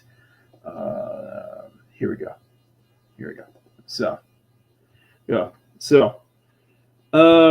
I was very busy on the art side this week or this month. I was very busy in April, so you're getting a lot of art in this month's batch. Of course, everybody knows the big highlight is the Rosalina one. I think we can all safely agree that the Rosalina drawing is probably the biggest highlight of Makini of term 6 art batch. So I will be sending that out to all channel members by, of course, probably starting on my birthday. I'll start on my birthday and go all the way to the weekend. Of course, as I promised, this art batch will be for all channel members. So it will be available to all channel members. I still have 2 more drawings that I need to put in, and I'll show it to you guys real quick. Let me go bring up my Clip Studio Paint here. So I still need to, and of course you guys already know, this month, the month of May, I am doing a redraw. Basically, I'm going to be redrawing old art from my old stuff. You guys caught my little stream that I did on Wednesday morning where I went through my Mac drive and I discovered all my old artwork. I still need to work on this one for Rosalina. I have this one. I have the Rosalina one, and also the one I'm working on for what's her name?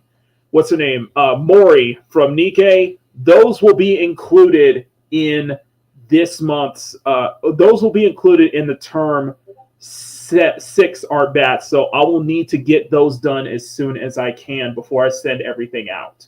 So I might push the date back to this weekend so I can give myself enough time to finish both of these drawings. Okay, so we got plenty of that. You guys have decided, you guys have voted. My next commentary video will be on Polygon shutting down.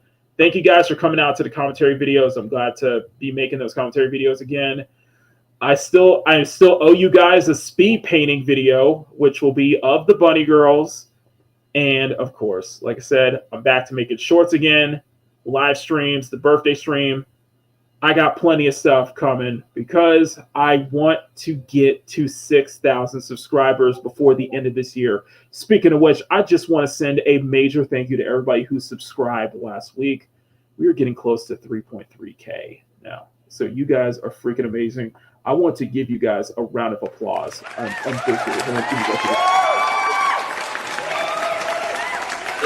Now, before we get out of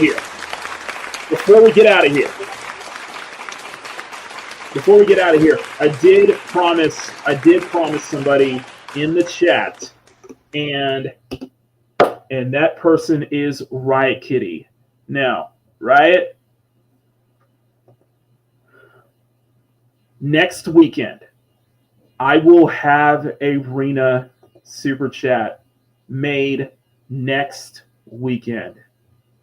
But before we do that, I want you guys to listen to something real quick, okay? So I'm gonna put what I'm gonna do is I'm gonna put up Rena's character trait, and the reason I'm gonna do that is because I think I have a tune ready. All right, so Speakers up. This is a work in progress, okay? This is very much a work in progress, but I figured I could just show this off just for a little bit, okay? All right. Anyway, let me go bring all the way back to the front. Make sure you guys can hear it. Yeah, you guys can hear it. Okay. Let me find it. Let me find it. Oh, here we go. Here we go. Let me start from the very beginning here. Okay, so Riot, if you're listening, this is the tune that I have in mind for Rena. Okay? All right, let's y'all listen to this. Hope you guys enjoy.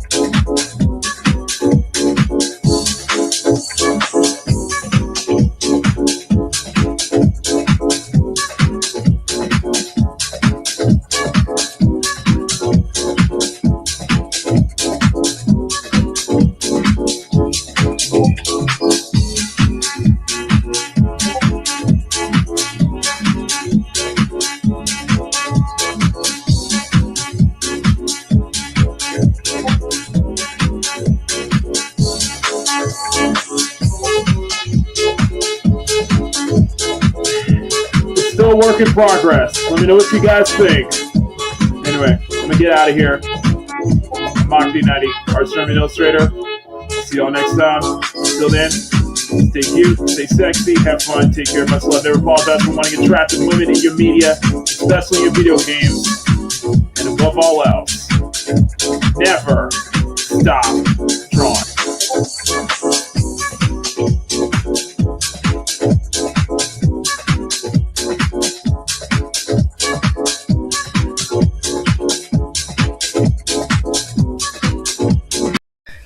To everyone in the cute, sexy, and fun nation, thank you from the bottom of our hearts. If you would like to see your name on the screen, join the CSF Nation for $1 month. You get access to exclusive art drops that Makini drops every 2 months for all CSF Nation members. Again, we would like to thank you for your incredible support. CSF Nation for life. Arigato.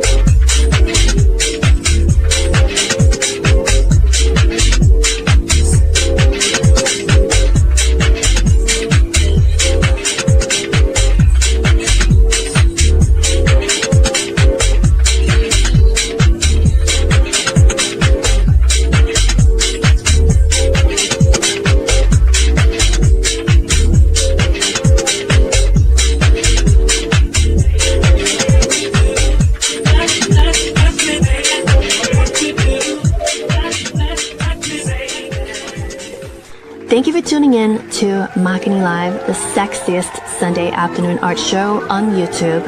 Remember to smack that like button and make it jiggle. And make sure to share the stream out, everyone. The more eyes we get on the show, the better. Become a channel member for as low as $1 a month. You want to get access to some exclusive art goodies that Makini drops every 2 months for his channel members. And subscribe if you want to see more art content from Makini. Thank you all for watching. We will see you all next time here on Makini Live.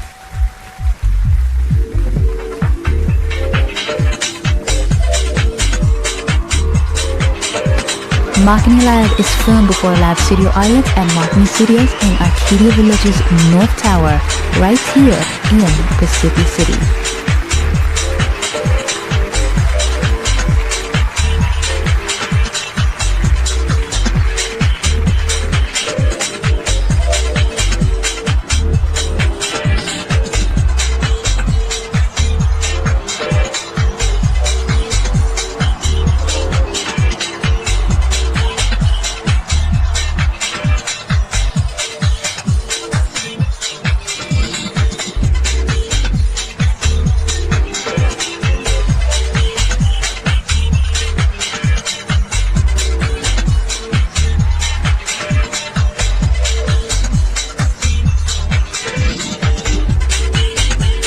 Would you like free tickets to the next episode of Makini Live? Well, all you have to do is visit youtube.com/Makini90 or call 765-9077 toll free.